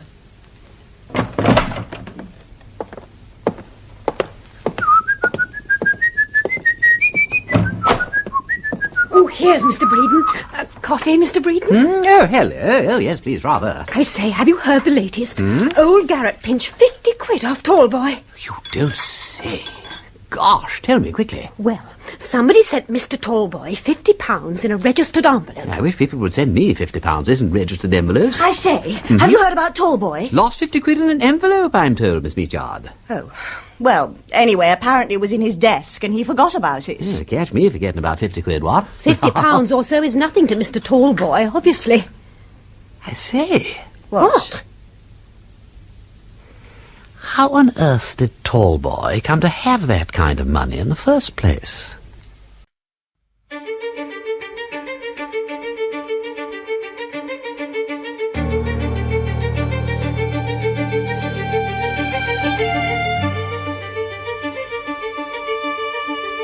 Episode 4, Inexcusable Invasion of a Ducal Entertainment. Lord Peter Wimsey's investigations of the death of Victor Dean, a young advertising copywriter, have led him to suspect a connection between Dean's death and the smuggling of drugs to London high society. While Chief Inspector Parker is checking on possible routes by which the drugs are entering the country, Lord Peter Wimsey, pretending to be Mr. Bredon, concentrates his attentions on the smart set. His suspicions begin to centre on a certain Diane de Montgomery and her unsavoury friend, Major Todd Milligan. Ever see anything of that Dean girl nowadays, Diane? Victor's sister? No, darling. Well, I wish you would. Why, Todd? She's one of nature's worst bores, darling. I want to know if she knows anything about that place where Dean used to work. The advertising place? But, Todd, how too yawn-making. Why do you want to know about advertising? Oh, never mind. I was onto something rather useful there, that's all. Oh? I'll give her a ring if you like, but she's about as wet as a drowned eel, darling. What do you want to know? That's my business. Get me another whiskey and soda. Todd? Hmm? I I've often wanted to ask you, why did you say I'd got to chuck Victor? Not that I cared about him, the poor fish. But I just wondered. Especially after you told me to string him along. Because the young whatnot was trying to double-cross me, thanks. He was getting to be a nuisance. Somebody had been talking to him. Probably you. Me? That's good. There wasn't anything I could tell him. You never tell me anything, Todd. No, I've got some sense left. Oh, how rude you are, darling. Well, you see, I couldn't have split to Victor. Did you bump Victor off, Todd? Who says he was bumped off? A little bird told me. Is that your friend in the harlequin mask? Well, Who is that fellow, Diane? haven't the foggiest. What's he want? He doesn't want me, at any rate. Isn't that humiliating, Todd? It must be. I think he's on Victor's lay. He said he wouldn't be here if Victor hadn't popped off. Too thrilling, don't you think? I think I'd like to meet this friend of yours. When's he likely to turn up? Damned if I know. He just arrives. I don't think I'd have anything to do with him, Todd, if I were you. He's dangerous. Queer, somehow. Got a hunch about him. Your brain's going to mush, sweetest. And he's trading on it, that's all. At least he amuses me, and you don't anymore, Todd. I think I'll give up dope. I'm getting puffy under the eyes. Do you think it would be amusing to go all good? About as amusing as a Quaker meeting.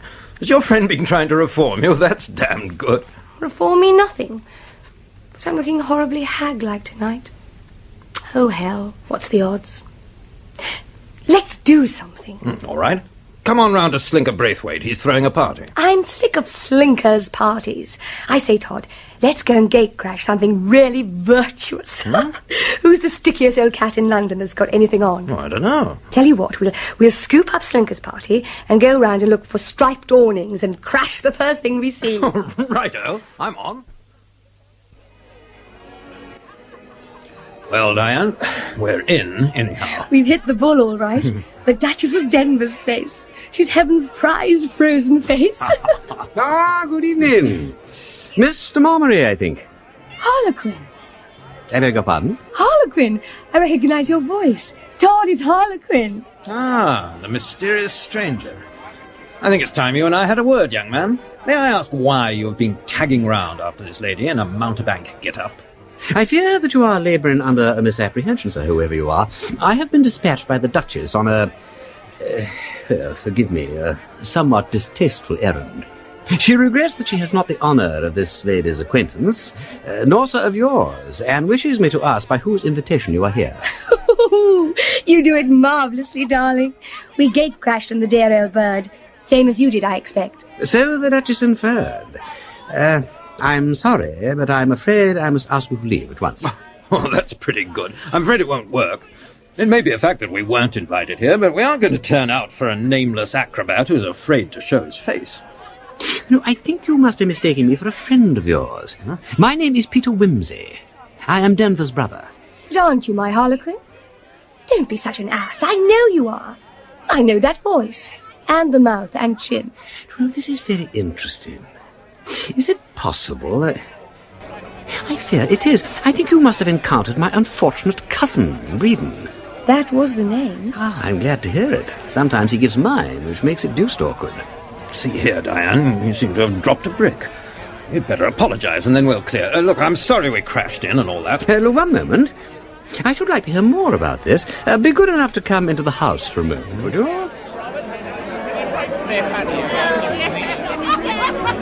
What will you drink? Whiskies. Yes, I might have known it. The abominable practice of putting whiskey on top of mixed drinks late at night is responsible for more ruined complexions and reputations than any other single cause. There is many a woman now walking the streets of London through putting whiskey on top of gin cocktails. Here are, Tomlin, 2 stiff whiskies and a liqueur brandy, please. Very good, my lord. You perceive the true object of this hospitable gesture. I have established my identity by the evidence of the reliable Tomlin. Let us now seek a spot less open to interruption. I suggest the library. The Duke of Denver, being an English gentleman, possesses a library in all his houses, though he never opens a book. This is called fidelity to ancient tradition. The chairs, however, are comfortable. Pray be seated. And now, tell me all about your encounter with my scandalous cousin. Now, one moment. I think I know Debrett pretty well. I was not aware that you had a cousin called Bredon. It is not every puppy that appears in the kennel book. Please help yourself to smokes. You'll find the cigars passable, Mr. Milligan. Todd Milligan. Ah, the well-known Major Milligan. You have a residence on the river, I fancy. Charming, charming. His fame has reached me from time to time through my good brother-in-law, Chief Inspector Parker of Scotland Yard. A beautiful retired spot, I believe. Hmm? Just so. Mm-hmm. I had the pleasure of entertaining your cousin there one night. Did he gatecrash you? Well, yes, that's exactly what he would do. Major Milligan, painful though it may be to me, I feel that I ought to warn you against that cousin of mine. He's definitely not nice to know. If he's been thrusting his attentions upon Mr. Mommery, it is probably with some ulterior object. Not that any man would need an ulterior object for such attentions. Mr. Mommery is an object in herself. Oh. Of course, you know the police are interested in my cousin Bredon. How thrilling. What for? For impersonating me, amongst other things. I cannot tell you in the brief time at our disposal the distress and humiliation I have been put to on Bredon's account. Bailing him out of police stations, honouring cheques drawn in my name, rescuing him from haunts of infamy. I'm telling you all these distressing details in confidence, of course. We won't split. He trades upon our unfortunate resemblance.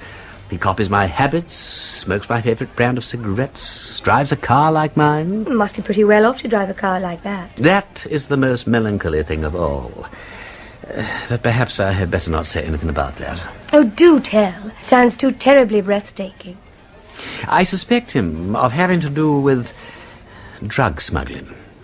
I mean, dash it all, drug smuggling. You don't say so. Well, I can't prove it, but I have received warnings from a certain quarter, if you understand me.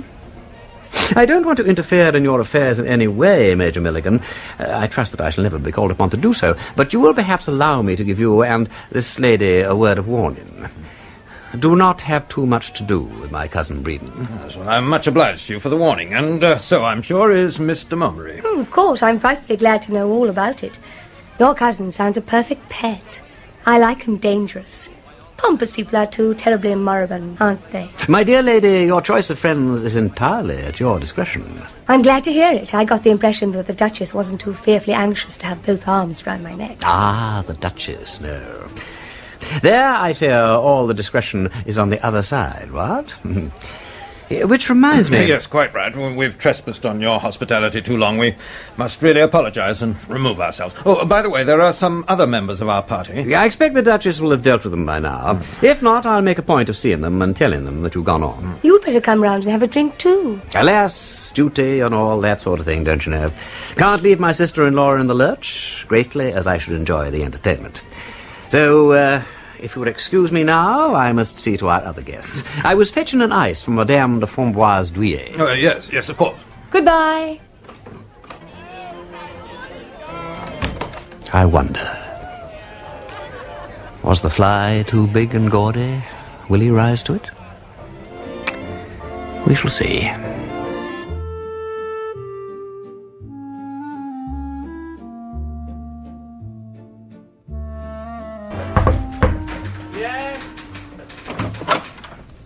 Ah, Willis. Hope I'm not disturbing you. No. Come in, Bredon. See here, Willis. I rather want your advice. Well, I know we don't seem to have hit it off very well, but since we both have to work in this place... It's my fault, Bredon. I fancy I owe you some sort of apology. I appear to have been mistaken. What exactly did you have against me? I never could make out what it was, to tell you the truth. I thought you belonged to Victor Dean's beastly doping and drinking crowd. And I thought that you were trying to get Pamela, Miss Dean, in among them again. She tells me that that is not the case. But, oh, hell. What is the matter? I'll tell you what's the matter. You went and forced yourself on Miss Dean. God knows what you told her, and she won't tell me. You made out you were a friend of her brother's or something. Was that true to start with? Well, not quite as you put it. I made Miss Dean's acquaintance over a matter connected with her brother, but I'd never met him, and she knows that. Well, what had it got to do with him, then? I'm afraid I can't tell you that. You might be a dope merchant yourself. Well, I hadn't thought of that. But if I were, I doubt if I should need Miss Dean's introduction to that particular crowd. In fact, you can tell Miss Dean that my business is progressing very well, and that when I need her kind help again, I shall have no hesitation in calling her to my assistance. Now, is that all? Yes, that's all. You're sure, while you're about it, that there's nothing else you want to get off your chest? No. You don't sound very sure about it. You've been trying to tell me all this for some time now, I dare say. No, not very long. Willis, why did you come round to my house in Great Ormond Street the other night? How did you know about that? I didn't know, I guessed. As I said before, you would not make a very good detective, I'm afraid. You lost this pencil on that occasion, I believe. A pencil? No, not that I know of. Where did you find that? In Great Ormond Street. Well, I don't think it's mine. I don't know. I think I've still got mine. Yes, here it is. Oh. Oh, never mind. You came round that night intending to apologise, maybe? No, I didn't. I came round to have an explanation with you. I wanted to bash your face in, if you must know. I went round there just before 10. Did you ring the bell of my flat? No, I didn't. No, I'll tell you why. I looked in your letterbox and I saw a letter there from Miss Dean and, well, I didn't care to go upstairs. I was afraid I might let myself go. I felt like murdering you. So, I went off and I wandered about until I was too done up to think. I see. You didn't make any attempt to get hold of me at all? No. Oh, that's that. No, it's quite all right, doesn't matter. I was only a little bit puzzled about the pencil, that's all. The pencil? Yes, I found it on the top landing, you see, just outside my door. I couldn't quite understand how it got there, that's all. Well, it wasn't me. I didn't go upstairs. How long did you stay in the house? Only a few minutes. In the front hall, downstairs, all the time? Yes. Well, then, it can't have been your pencil. It's very odd, because these pencils aren't on the market, as you know. Well, perhaps you dropped it yourself. Perhaps I did. That seems the likeliest explanation, doesn't it? It's not of any importance. What did you want to ask my advice about, Bredon? About the old subject. Perhaps now that we've had this little explanation, you may find it easier to tell me what I want to know about Victor Dean. From his sister, I gather that he became infatuated with Diane de Montgomery. Diane de Montgomery finally shut down on him and sent him off home. That's true as far as it goes, I imagine. Except I don't believe Victor Dean was ever infatuated with the de Montgomery woman. Mm-hmm. I think he was flattered, and I think that he thought he could make something out of her. As a matter of fact, he was a mean little beast. Did she give him money? Yes, she did. But he didn't get much out of that, because he found that crowd so expensive to run with. He wasn't naturally one of that sort. He didn't enjoy gambling, though he had to do it to keep in with them. And he wasn't a drinker. In some ways, I'd have liked him better if he had been. He wouldn't dope, either. I expect that's why Miss de Montgomery got tired of him. Well, he must have had a pretty good reason for going round with the de Montgomery lot. As you say, they're expensive. Yes. He must have seen something remunerative in the distance. Exactly. Well, that's all rather by the way. What I wanted to know from you was this. Supposing he found out that somebody, say somebody in this office, as it might be yourself, had a skeleton in the closet, to use the pretty old metaphor. Was Victor Dean the kind of fellow to, dispose of that skeleton to the anatomist? Blackmail, do you mean? Well, that's a strong word, but, call it that. I don't quite know. But I can only say that the question gives me no shock. Mind you, I haven't the least reason to suppose that he ever did anything of the kind, and he certainly never seemed to be particularly flush of cash. Not that that's much to go by with a careful fellow like him. Unlike Tallboy, he wouldn't have let wads of banknotes come tumbling out of his desk. You think the tumbling about of notes affords a presumption of innocence? Oh, no, not a bit. Only of carelessness. And Dean certainly wasn't careless. Well, thanks for speaking so frankly, Willis. Oh, that's all right. Only, for goodness sake, don't let Pamela know what I've been saying about Victor. I've had enough trouble about that already. Mum's the word, old chap. Well, must toddle off back to my own room now. Long here.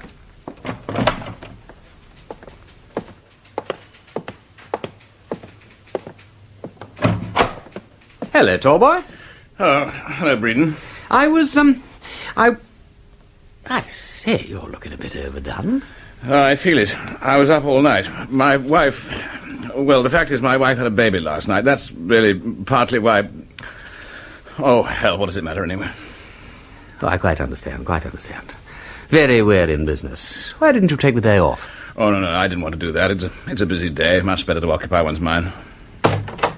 Excuse me, sir. Yes, Tomkin, what do you want? Any letters to go, sir?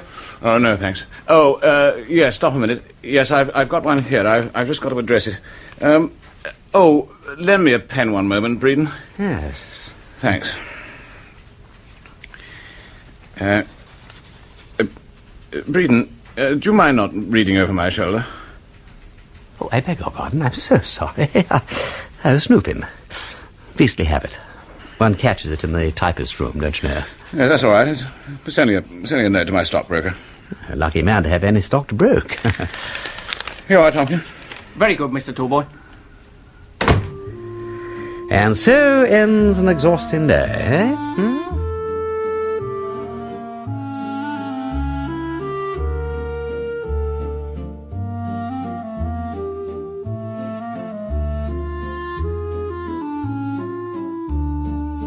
Well, all I can say is that you ought to watch your step, Peter.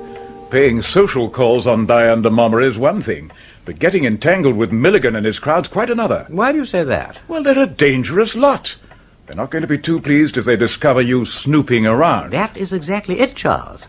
You see, I've primed them to believe that Bredon is a crook of the first order. A crook, moreover, who's got some involvement with the drug smugglers. I don't really think Milligan's going to fall for all that.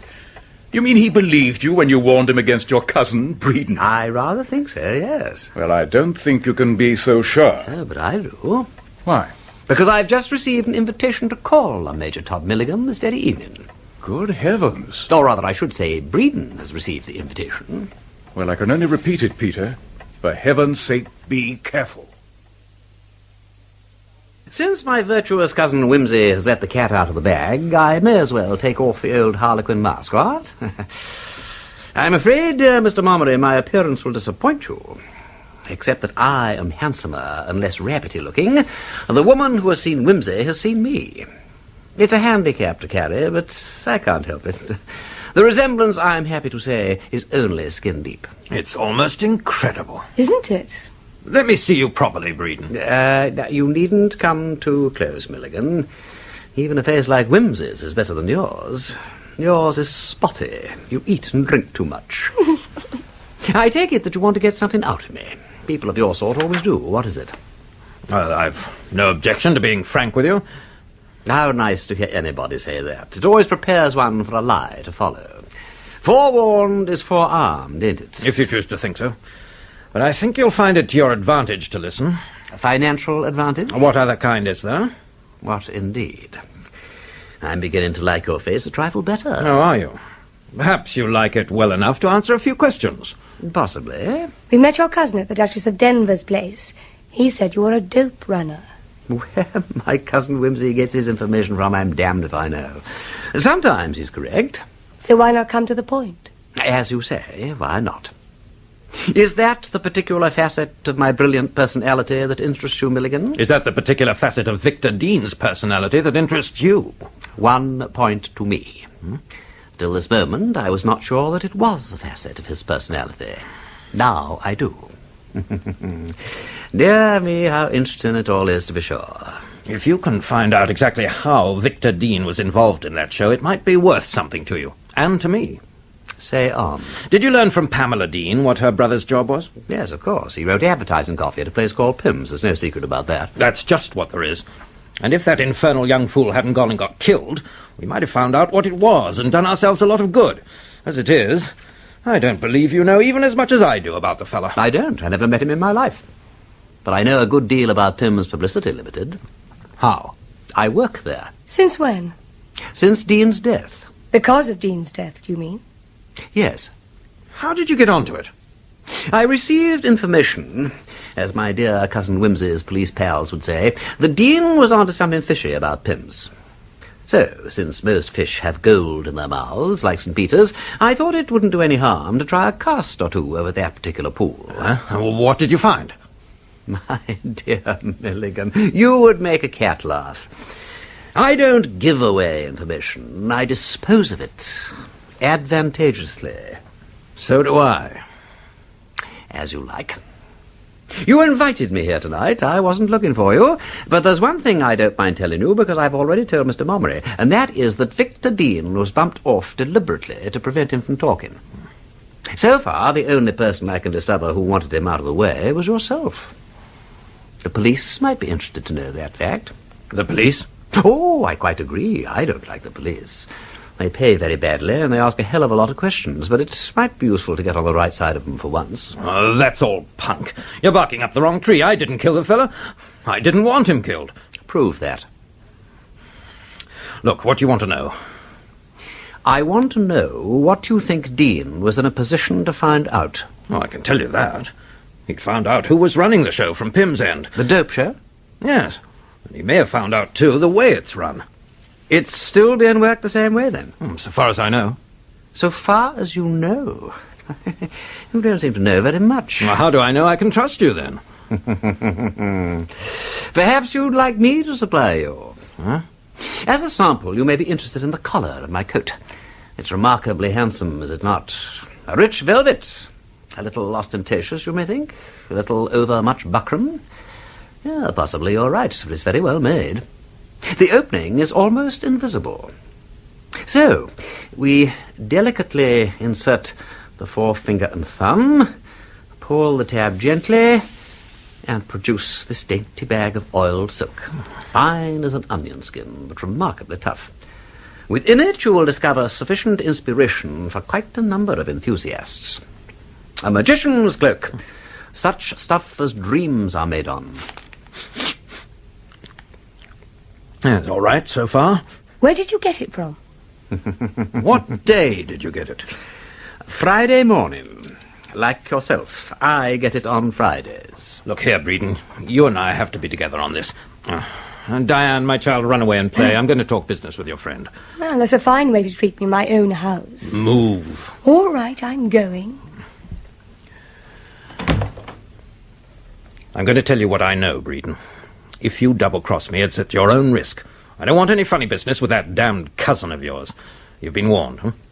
Now, see here.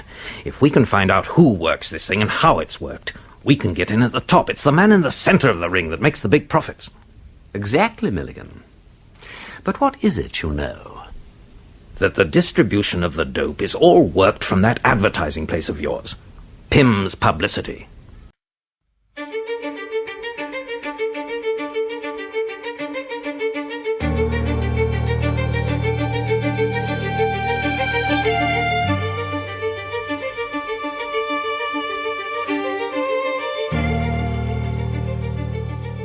Episode 5. Sudden decease of a man in dress clothes. Lord Peter Wimsey has uncovered a link between the death of Victor Dean, a copywriter with Pimm's Publicity, and Major Todd Milligan, an unsavoury member of London's smart set. Wimsey suspects that Milligan's house is being used for the distribution of illegal drugs. Pretending to be Mr. Bredon, an unscrupulous copywriter from the same office as the late Victor Dean, Wimsey succeeds in gaining the confidence of Todd Milligan. All right, Bredon, here's what I know. The distribution of the dope is all worked from that advertising place of yours, Pimm's Publicity. How fascinating, Milligan. And how do you know? I found it out from a man who's dead now. I was dining with him one night at the Carlton. He was a bit lit up. A chap came in with a party, and this man said to me, "Know who that is?" "Not from Adam," I said. "Well, it's old Pimm," he said, "the publicity agent." And then he laughed and said, if he only knew what his precious agency was doing, he'd have a fit. "Well, how's that?" I said. "Why," said he, "didn't you know all this dope traffic is worked from there?" Naturally, I started to ask him how he knew and all about it. But he suddenly got an attack of caution, and I couldn't get another word out of him. And the next evening, he was run over by a lorry and killed. How remarkably well timed. Yeah, I thought so myself. Made me rather nervous. But how does Victor Dean come into it? There I dropped a bad brick. Diane brought him along one evening, and when Diane introduced Dean and said he worked at Pimm's, I thought he must be the man. But apparently he wasn't. But I'm afraid he got an idea about the thing from me. And after a bit, I found out he was trying to horn in on my show, and I told Diane to shut down on him. And shortly after that, he fell down a staircase. Yes. But I didn't push him down. You needn't think that. I didn't want him snuffed out. I only wanted him kept out of the way. Dean was too much of a chatterer. So, what you want, I take it, is the way the trick's worked and the name of the man who works it. Well, I dare say I can find that out for you. How about terms? Well, my idea is that we use the information to get into the inside ring ourselves and each strike our own bargain. Just so. Well, it's been a jolly useful little talk. I'll be in touch with you, Milligan. Goodbye.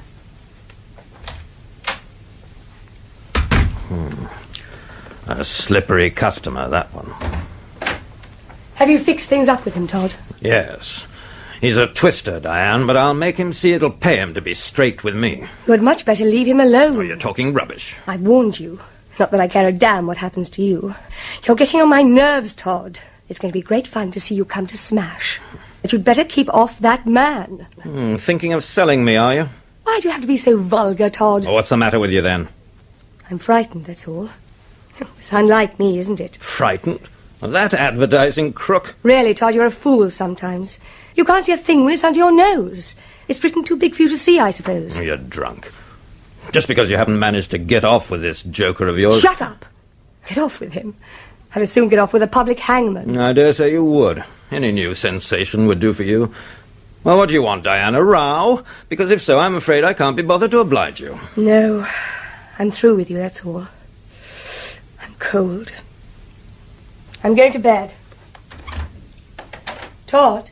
What? Did you kill Victor Dean? I did not.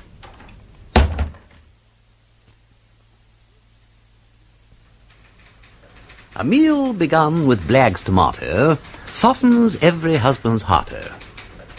Yes, that's not bad. Hubbies hold those wives most dear who offer them Blagg's turtle clear. Well, even better. Fit for an alderman, serve it up quick. Rumtity, rumtity, Blagg's turtle thick. Hello, tall boy, what can I do for you? Don't tell me New Tracks has developed any more innuendos. What? Oh, no. No. Do you play cricket, Bredon? Well, I used to play for Ox. I played a good deal of country house cricket in the old days, don't you know? But I am rapidly qualifying to be called a veteran. Why? I've got to scrape up an 11 for a match against Brotherhoods. We play them every year. They always beat us, of course, because they've got their own playing fields and play together regularly. But Pimm likes it to be done. He thinks it fosters fellow feeling between client and agent and all that sort of thing. Yeah, when does he come off? Saturday fortnight. Well, I dare say I might be able to keep my end up for a bit if you can't get anybody better. You anything of a bowler? No, nothing, I'm afraid.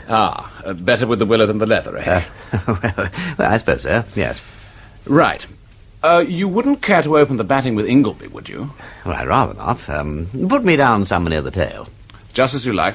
Who captains this 11? Well, I do as a rule. At least we always ask Hankin or Pimm, just out of compliment, but they generally decline with thanks. Well, righto. I'll just buzz round and see that the others are okay.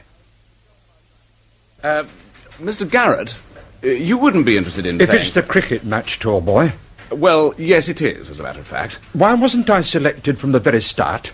Well, you were. That is, you would have been, but, well, you know, Bredon being new and... What you mean is somebody's scratched and now you need me. Well, yes, somebody did drop out. Look, if you had come to me in the first instance, tall boy, and put the matter to me in a friendly way, I should say nothing about it. I like Mr. Bredon, and I appreciate that he's had advantages that I haven't had. He's a very gentlemanly fellow, and I should be very happy to make way for him. But to drop me just like that and then come running... I do not care for having things done behind my back in a hole-and-corner fashion. Come, Garrett, you're not Jack Hobbs, you know. Of course, I don't know about you, but I've always been accustomed to have these things settled by whoever was appointed to select the team, and to play or not, according as I was put down. Oh, yes, well, you would say that. I'm quite aware, Torbo, that I never was at a public school, but that is no reason why I shouldn't be treated with ordinary common courtesy. And from those who have been to real public schools, I get it once more. You may think a lot of Dumbleton, but it isn't what I would call a public school. And what would you call a public school, Garrett? Eton. and Harrow. And, Rugby and Winchester and places like those. Places where they send gentlemen's sons to. Oh, do they? Excuse me. I suppose you're sending your sons to Eton, then, eh, Garrett? You cad! You unspeakable swine! Get out of here or I'll kill you! What the devil's the matter with you? Get out! Mr. Tallboy, if I could have a word with you for a moment. Mr. Tallboy, what possessed you to say that to Mr. Garrett? What do you mean, Mr. Hankin? I really think it's none of your business. Didn't you know that Mr. Garrett has only got one boy? Well? He's feeble-minded. No, I didn't know. How should I be expected to know anything about Garrett's family? Oh, good God, I'm damn sorry and all that, but why must the fellow be such an ass? He's got a mania about public schools. Eton, indeed. I don't wonder the boy's feeble-minded if he takes after his father. What incredible luck you do have, Peter. Not so much luck, Charles. Good guidance, that's all. Anyway, I sent the fair Diane an anonymous letter, solemnly warning her against Cousin Bredon, and informing her that if she wants to know the worst about me, she had only to inquire at my brother-in-law's address. You know, it's a curious thing, Charles, but people cannot resist anonymous letters. It's like free sample offers. They appeal to all one's lower instincts. You're a devil. One of these days you'll get into trouble. Suppose Milligan had recognized you. I prepared his mind to accept a striking resemblance. I wonder he didn't see through it. Family resemblances don't usually extend to details of teeth and so on. I never let him get close enough to study details. Well, that ought to have made him suspicious. No, because I was rude to him about it. He believed me all the time simply because I was rude. Everyone suspects an eager desire to curry favour, but rudeness, for some reason, is always accepted as a guarantee of good faith. The only man who ever managed to see through rudeness was St. Augustine, and I don't suppose Milligan reads the Confessions. Besides, he wanted to believe me. He's greedy. Well, no doubt you know your own business. But about this Victor Dean affair, do you really believe that the head of this particular dope gang is on Pimm's staff? It sounds quite incredible. Which is an excellent reason for believing it. I don't mean that in a credo quia impossibile sense, but merely because the staff of a respectable advertising agency would be such an excellent hiding place for a big crook. The particular crookedness of advertising is so very far removed from the crookedness of dope trafficking. Why? As far as I can make out, all advertisers are dope merchants. So they are. Yes, now I come to think of it, there is a subtle symmetry about the thing which is extremely artistic. All the same, Charles, I must admit that I find it difficult to go the whole way with Milligan. I have carefully reviewed the staff of Pimm's, and I have so far failed to find anyone who looks in the least like a Napoleon of crime. But you seem convinced that the murder of Victor Dean was an inside job. Or do you now think that some stranger was hiding on the roof and did away with Dean because he was on the point of splitting on the gang? I suppose an outsider could get access to Pimm's roof. Oh, easily, but that wouldn't explain the catapult wiped clean of fingerprints. Nor the attack on me. Not if the same person that killed Dean attacked you too. Meaning that it might have been Willis. Well, I take it that Willis is not the Napoleon of crime anyhow. Willis ain't a Napoleon of anything. Nor, I fancy, is the chap with the catapult. If he had been, he'd have had the common sense to use his own catapult and destroy it afterwards. As I see him, Charles, he is a person of considerable ingenuity but limited foresight. A person who snatches at the first thing that is offered him and does his best with it, but lacks just that little extra bit of consideration that would make the thing a real success.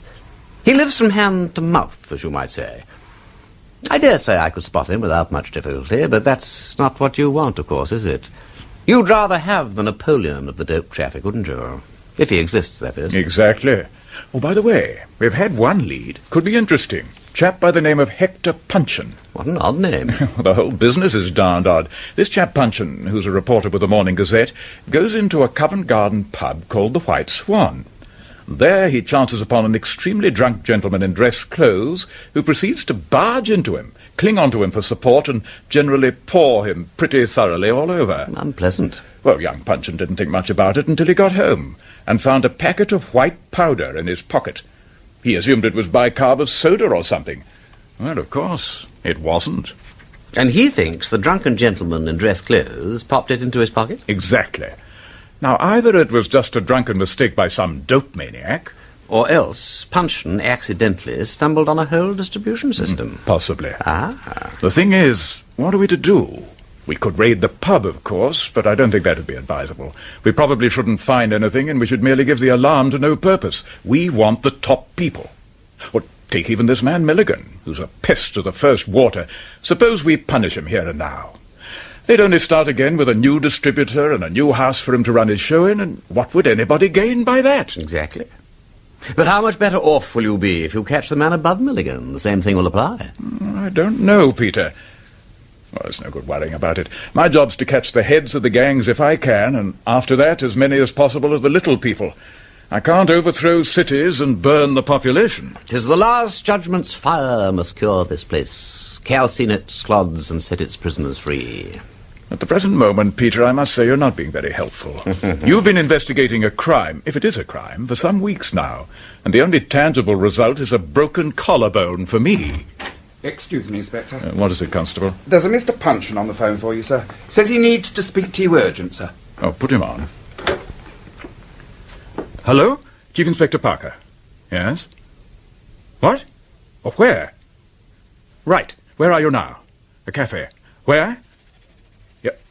Right, I've got that. I'll have 2 men go straight there. Oh, now listen, Punchon. If your suspect leaves the cafe before my men get there, keep on his tail and phone the cafe with your whereabouts as soon as you can. Right, good man. That was Punchon. So I gathered. Thinks he spotted the man who slipped him the dope. Saw him outside the Morning Gazette offices this morning buying an early paper or something. Been chasing him ever since, apparently. He couldn't get to a phone before. Must push off. Cheerio, Peter. Bang her. Oh, Charles? Yes? And you said I had incredible luck?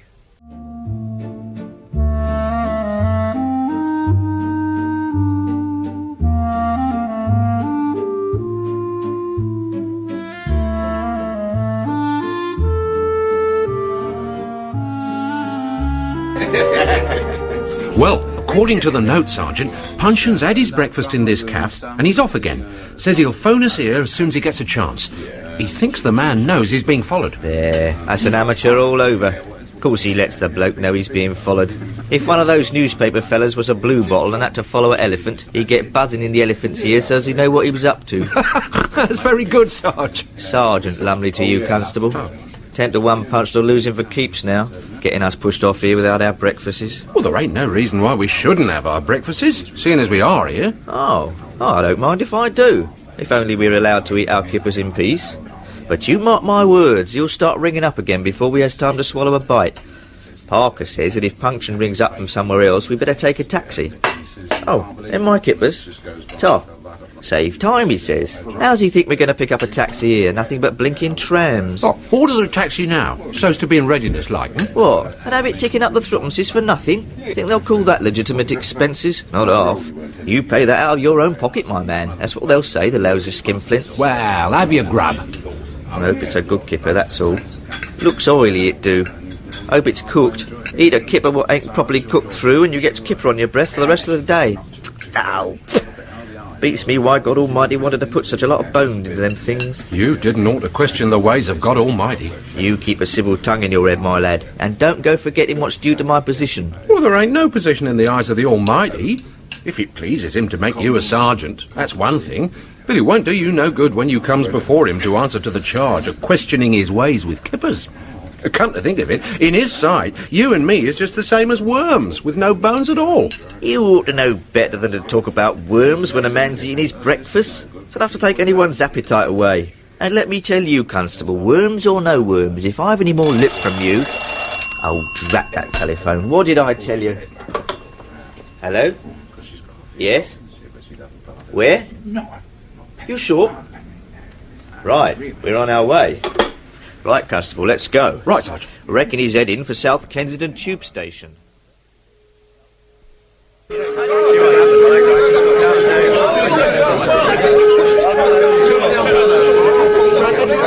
Here, stand aside now, please. Officers of the law, where's a doctor? Eagle, send for a doctor, quick, and ring Parker. Right, Sarge. You, tell the station master to turn off the electricity. Hurry up.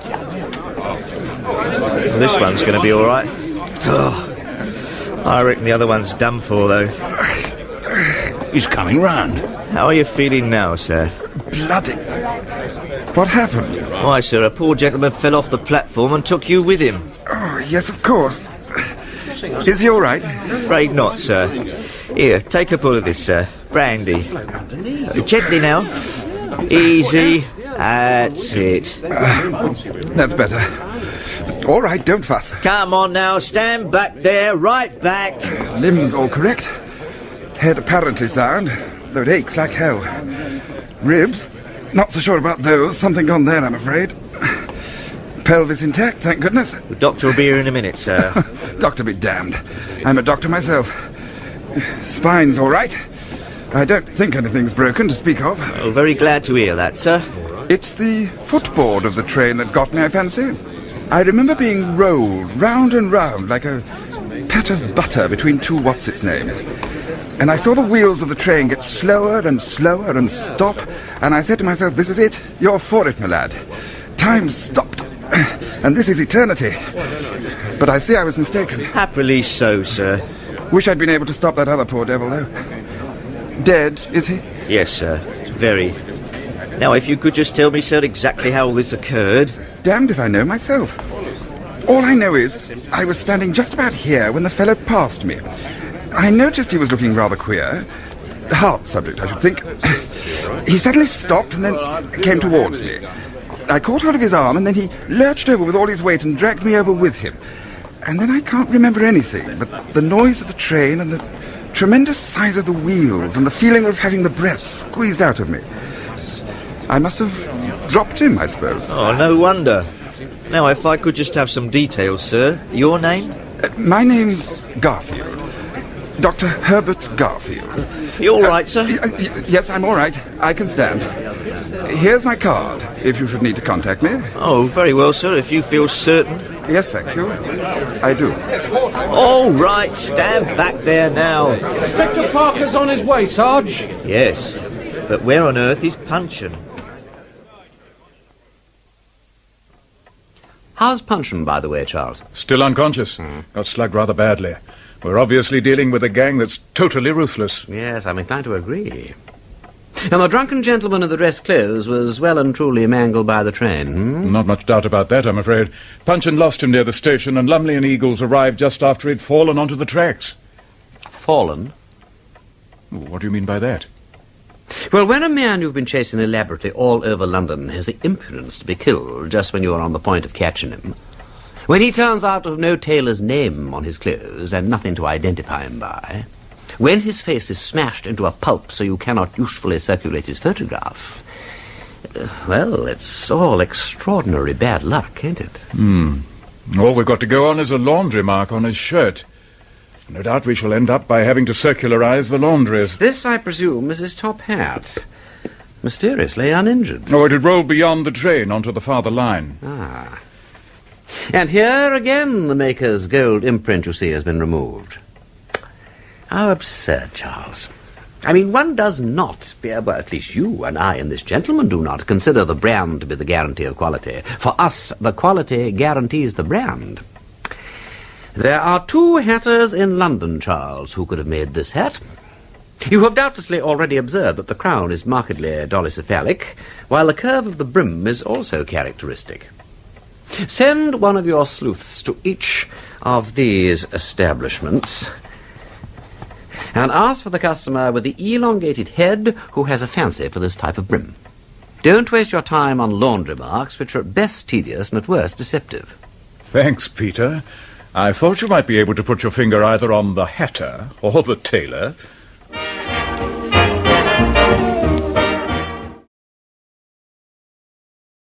So you see, Bredon, unless we come up with a really fresh campaign to sell whifflets, their rivals are absolutely going to run away with the market. Yes, I see that, Mr. Hankin, but what is it exactly the puffin cigarettes are doing that's wreaking all this ghastly havoc?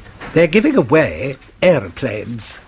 Aeroplanes? Yes. You see, in every packet of puffins, they're enclosing a coupon bearing the name of a component part of a popular little touring plane, suitable for amateur use.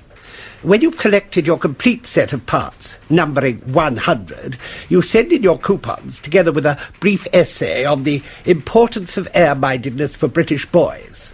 The writer of the best essay each week becomes the recipient of a private plane and a course of free instruction enabling him or her to take out an air pilot's certificate. Good gracious me. Well, as you've probably seen, the scheme is supported by heavy advertising.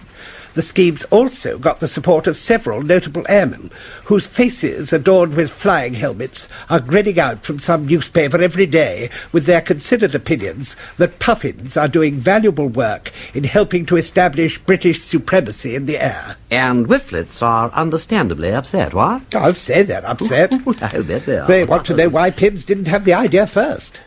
Well, what are we going to do about it, We've got to cope. We must head them off the idea of a rival aeroplane scheme. The country isn't ready to be cluttered up with aeroplanes, and fathers and families are beginning to complain about it. Quite right. Even today, few fathers care about having private aeroplanes delivered to their daughters in quiet suburban areas. What we want is a new scheme, on similar lines, but with more family appeal. But it must boost Britain. We've got to have that patriotic note. Oh, righty-ho. Well, I'll try and work something out. Very good. Whifflets. If you want... No, that's no good. Now, let me see. If that's what you want, you can whiffle for it. Oh, I say, that's not bad. Or perhaps, oh, yes, even better. All you want by whiffling. Yes, that might work. Bredon here. Peter, it's Charles. Have you seen the evening paper? No, working later, lad. Or rather, whiffling late, to be more accurate. Milligan's dead. What? Yes, killed by a lorry which skidded onto the pavement. My God, they work quickly.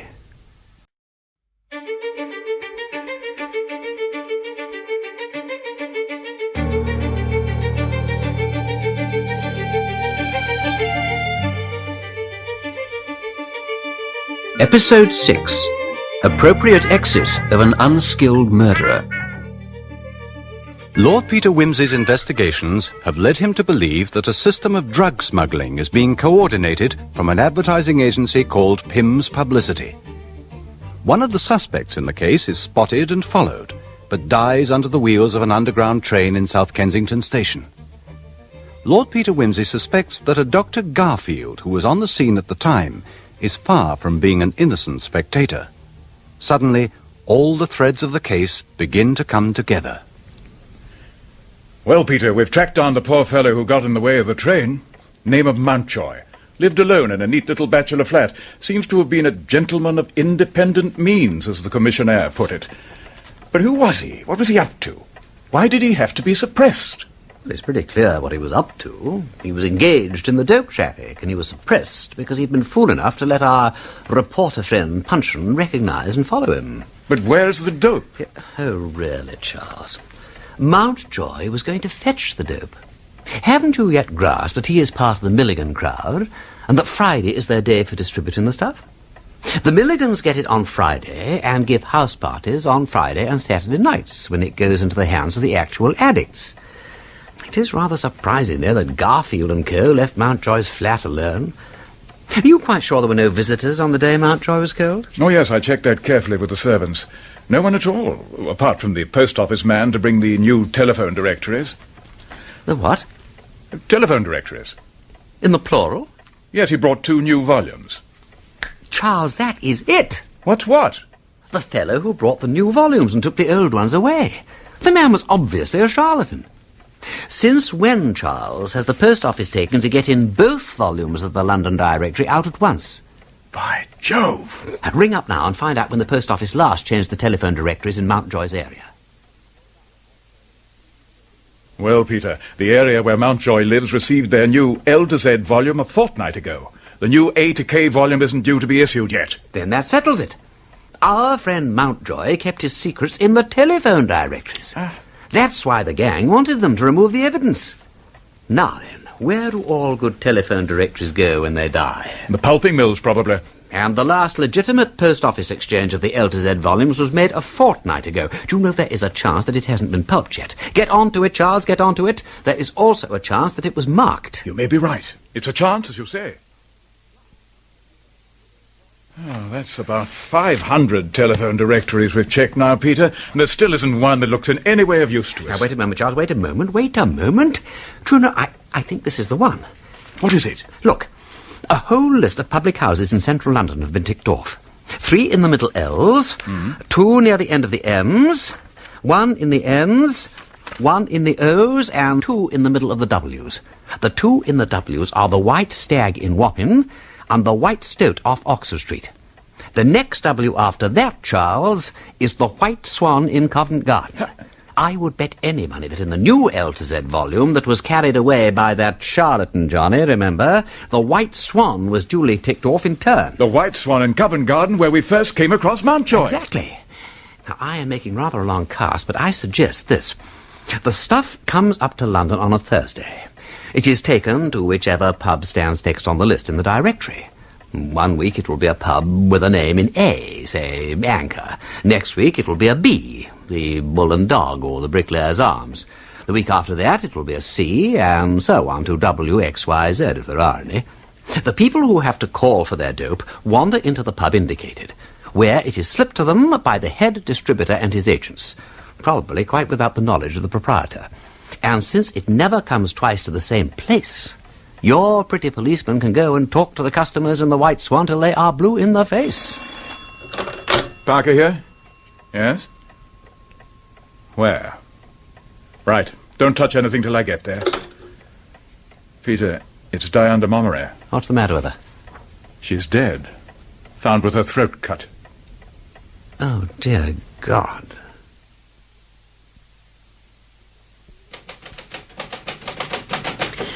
You know, what I don't understand, Miss Meatyard, is where Mr. Tallboy gets all his money. I mean, I still can't think where that £50 in the envelope came from. Perhaps he did rather well with his stockbrokers. You know, the famous firm of Smith, and Smith Unlimited. I don't know what the directors would think if they knew about him and his £50. Directors are the last people to hear anything about the staff. Otherwise they wouldn't be able to stand on their hind legs at the staff dinner and shoot off speeches about cooperation and all being one happy family. Which reminds me, I wonder how much the directors know about our Mr. Bredon. Do you mean, Miss Meatyard? Well, you know, there are a few things about Mr. Bredon that don't add up. And what's more, I've begun to realise he bears an uncanny resemblance to someone whose photograph was all over the papers a few years back. Oh, in connection with some ghastly murder or something. Now, where's that copy of Who's Who? Oh, yes, got it. I hardly think you're going to find Mr. Bredon in the pages of Who's Who. I'm not so sure.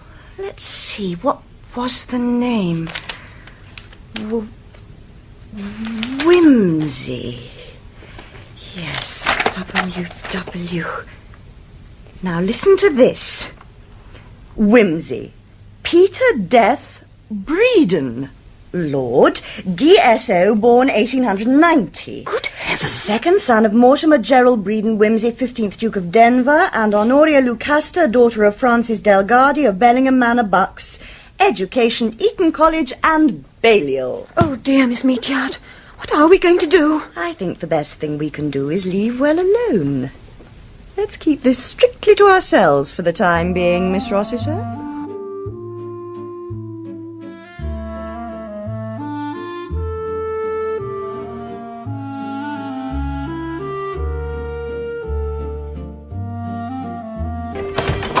Morning, Charles. Hello, Peter. Where have you been? I have news for thee, old Parker Bird. I have just paid a call on Tallboy's stockbroker.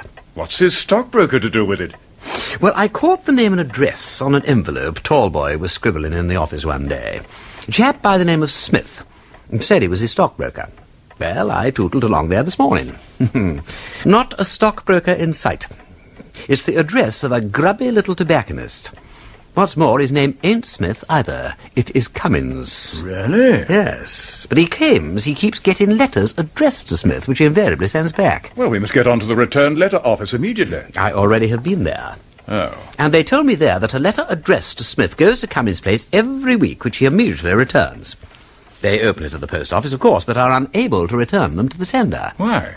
All the letters ever contain is a blank sheet of paper. I see. They've agreed to keep the next letter and let me have it. All the others have been destroyed. Does this mean that Tallboy's the one we're after? Frankly, Charles, I do not understand it. I can't see him as the big bug in all this business. If he were, his money wouldn't be coming to him in £50 instalments. But there is a connection, you know, there must be. Possibly he's only a small item in the account. Well, possibly. But I cannot get over something that Milligan once said to me. According to his information, the whole show is run from Pimm's. Yes, but how and why? What's advertising got to do with it? Murder doesn't want to advertise. Far from it. I don't know, Charles. I do not know yet. But I've been working on this thing. You got a diary, Charles? Yes, here. Ah, thank you. Now then, now, you see this date? Yes. That is the Tuesday before the Friday on which drugs were being served out at the White Swan. Now, on that Tuesday, Tallboy passed the New Tracks headline for publication the following Friday. And what was the headline? It was Why Blame the Woman? You will note, Charles, that it begins with a W. White Swan also begins with a W. Got that? Yes, of course I got that, Peter, but I don't see now, the connection. Charles, all right.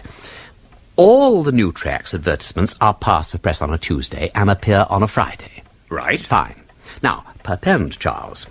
Mr. Tallboy, who you may recall is group manager for the New Tracks account, has a habit of sending letters on a Tuesday addressed to a Mr. Smith, who, may I remind you, does not appear to exist. Now, the point is that Mr. Smith ain't always the same Mr. Smith. But on the day that the New Tracks headline began with a T, Mr. Smith was a Mr. T. Smith. And what sort of Mr. Smith was he on the day that the New Tracks headline began with a W? Unfortunately, I don't know, but I can guess that it was a Mr. W. Smith. I think you want a little more evidence on that point. You don't seem to have any instance where you can point to the initial, the headline, and the pub all together. That is the weak point. But now look here. This Tuesday is the date on which the great New Tracks row occurred. Mm-hmm. And the headline was altered at the last moment on Thursday night. Do you remember that? Yes. Now, on the Friday of that week, something went wrong with the supply of dope to Milligan. It never turned up. Peter, I do believe you've got hold of something. Do you, Charles? Well, so do I, but I wasn't sure if it would sound plausible to anybody but me. But how's it worked, Peter?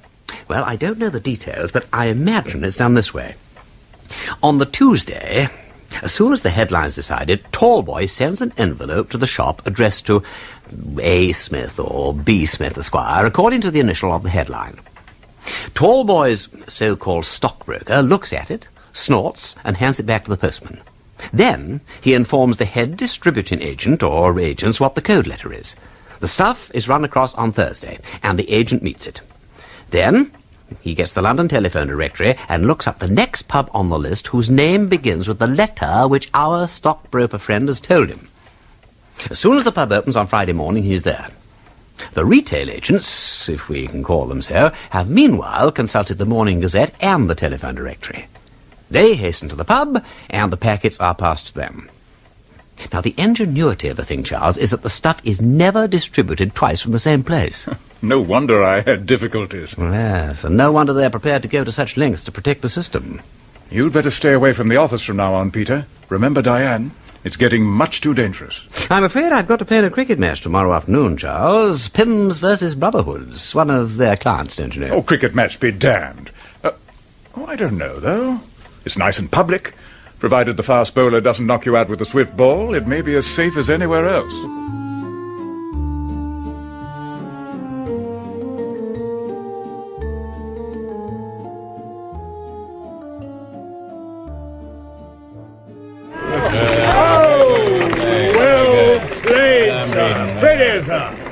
Oh, well run, sir.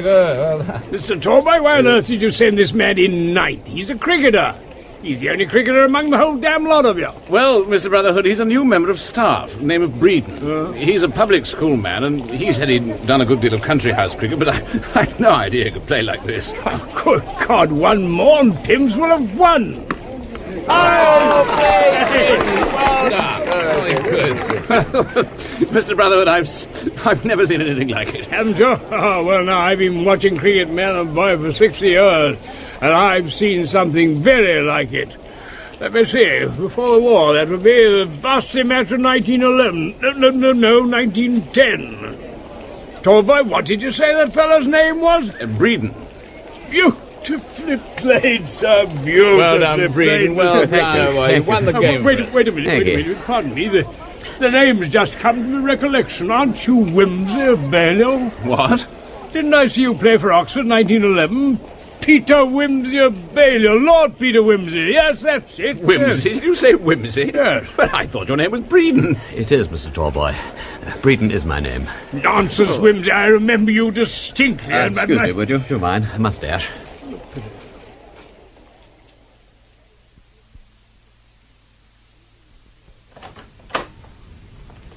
Good evening, Mr. Tallboy. I think you'd better come in. You're looking rather rotten. Thank you.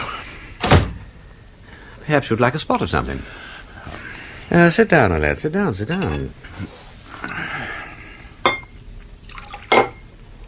There. Drink that. Better? Yes. I'm sorry to have made a fool of myself, Bredon. Lord Peter, I came to you... You came to me to find out how much I knew. Yes. No. I came because I couldn't stick it out any longer. I came to tell you all about it. Well, now, wait a minute. There's something that I must tell you first. It's all out of my hands now, you understand. As a matter of fact, I don't think there's very much you can tell me. The game's up, old man. I'm sorry, I really am sorry, because I think you've been having a perfectly bloody time. But there it is. Have another drink. Yeah, thank you. Well, I'm rather glad in a way. Oh, thank you. If it wasn't for my wife and the kid... Oh, God, I've been a bloody fool. Most of us are at one time or another. I'm damn sorry, old chap. I'd like to tell you... I realise that it's all up now, but I think you might understand. I say, what put you onto this? That letter of Victor Dean's. Do you remember it? The one he threatened to write to Pimm. He showed it to you, I fancy. The little swine. Yes, he did. Didn't he destroy it? No, he didn't. I see. It all started about 2 years ago. I was rather hard up and I wanted to get married. I'd been losing money on horses as well, and things were not too good. I met a man in a restaurant. I happened to mention where I was working. He seemed to be thinking a bit after that, and then he asked a good many questions about how advertisements were put together and sent to the papers and so on, and whether I was in a position to know beforehand what the headlines were going to be. So I said, of course, there were some accounts that I knew all about, such as new tracks. Then he suddenly asked me if I could do with an extra 1,000 a year, and I said, couldn't I? Lead me to it. He said, if I would let him know every Tuesday the initial letter of the new track's headline for the following Friday, I should be well paid for it. So I said I'd do it, and we fixed up a code. Yes, I know all about that. It was very ingenious and simple. The letters to Smith. Didn't this man give you any reasons for his rather remarkable request? He said he was fond of having a bit of a bet with some friends of his about one thing and another, and his idea was to bet on the initial letter of each week's headline. Ah, I see. He would be betting on a certainty as often as he liked. Yeah, plausible. Not criminal, but just dirty enough to explain the insistence on secrecy. Well, I fell for it. I was damned hard up, so I buzzed off the first 2 code letters, and at the end of the fortnight I got my £50. I was heavily in debt, and I used it.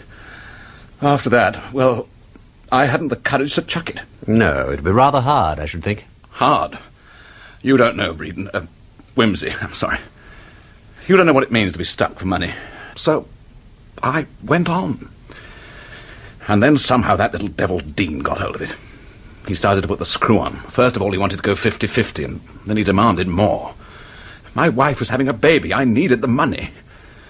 And then, one day I felt I couldn't stand it any longer. I told Dean I was chucking the whole show, and he could do as he damn well pleased. And then he informed me that he was going to get his shot in first, and showed me the letter he was sending to Pimm. That finished me, and I begged him to hold off for a week or two while I thought things over. What happened about that letter exactly? His sister found it amongst his things and sent it on to Pimm, and he engaged me, through a friend, to inquire into it. Ah. Perhaps I had better tell you the next bit. You thought it over and decided that Victor Dean was a wart and a scab, and would be no great loss to the world. Now, one day you heard that Ginger Joe had had his catapult confiscated.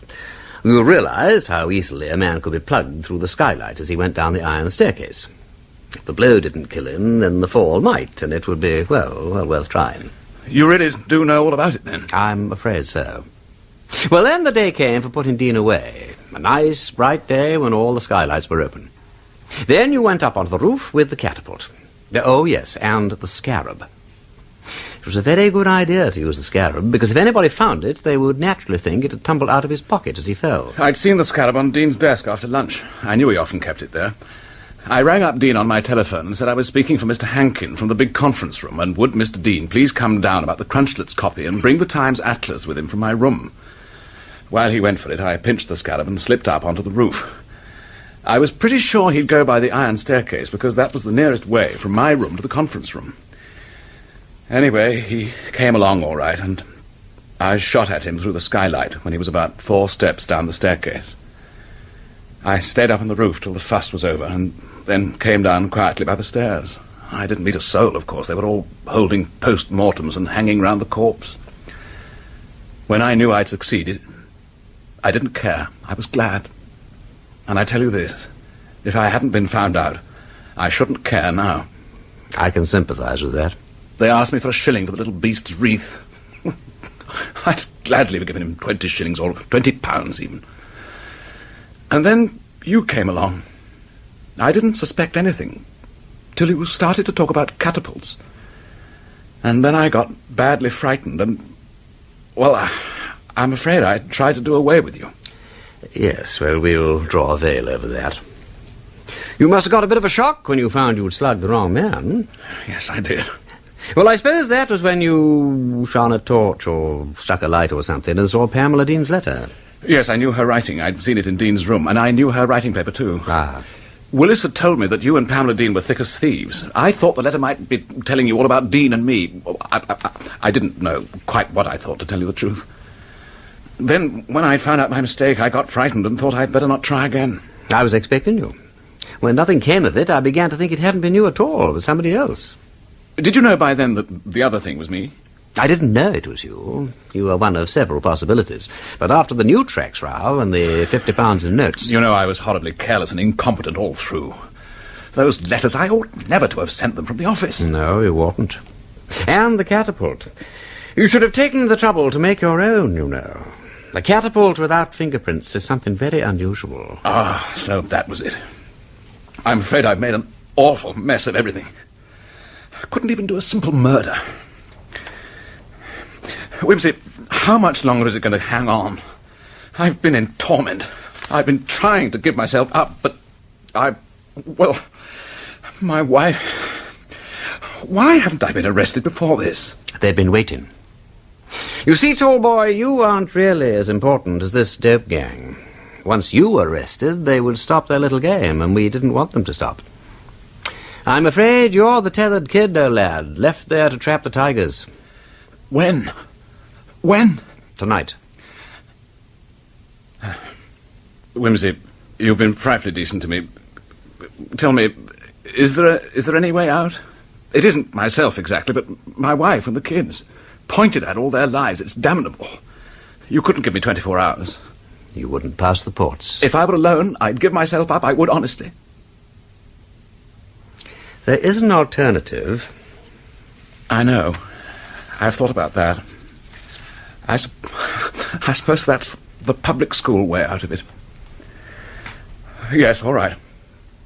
They'll hardly make a headline of it, though, will they? Suicide of old Dumbletonian wouldn't have much news value.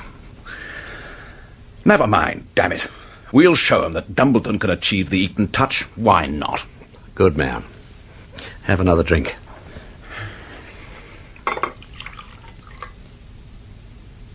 I think there is one other way out. What? It won't help you, but it may make all the difference to your wife and family. How? They need never know anything about all this. Nothing. Nobody need ever know anything. If you do as I tell you. My God, Wimsey, what do you mean? Tell me quickly, I'll do anything. It won't save you. Well, that doesn't matter. Tell me. If you go to the window you will observe a man waiting outside in the shadows. Yes? He must have followed you here. You'll have had his instructions. Go home now. Go on foot. Not too fast. And don't look behind you. I understand. Very well. Quickly then. Good night. And good luck. Thank you, tall boy. Good night.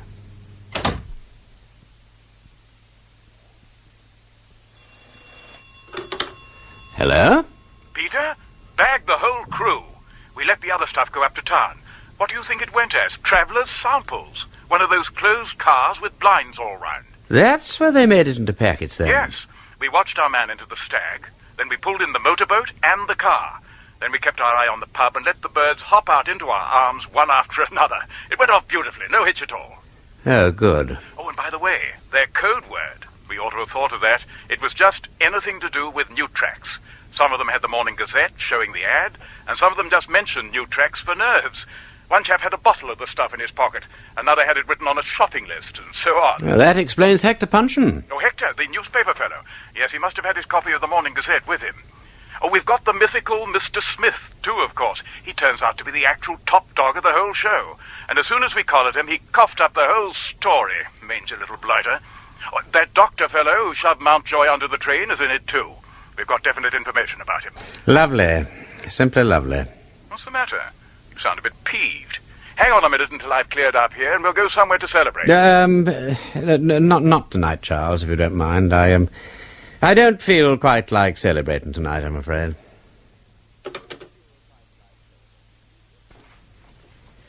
Will you have a cup of coffee, Mr. Bredon? I mean, Lord Peter. Oh, yes, rather. Thank you, Miss Rossiter. By the way, you heard about poor Mr. Tallboy. Yes, poor chap. Knocked down and killed on his way home. Yes, we were all shocked, weren't we, Miss Meatyard? And poor Mrs. Tallboy with a small baby. It does seem awful. Yes, I know. Oh, that reminds me, while you're here, could I have your contribution for the wreath? At least, I suppose you'll be leaving Pimm's now, but I thought you might like to contribute. Yes, of course. Here you are. Thank you. Oh, and there's also Mr. Willis's wedding present. You know he's getting married. No, I didn't. Everything seems to happen while I'm away. Who's he marrying? Pamela Dean. Oh, good work. How much for Willis, Miss Rossiter? Well, most people are giving about 2 bob. Hanky and Garrett stumped up half a quid each. Then I'd better make it half a quid, too. Oh, no, you're a lamb, but it isn't fair. It is quite fair, Miss Rossiter. There are excellent reasons why I should contribute largely to a wedding present for Mr. Willis. Oh, thank you. Are there? I thought you and he didn't get on very well. Oh, I forgot. I am a fool. Of course. If you're Lord Peter Wimsey, you're simply frightfully rich, aren't you? Fair to middling. It might run to a cake for tea.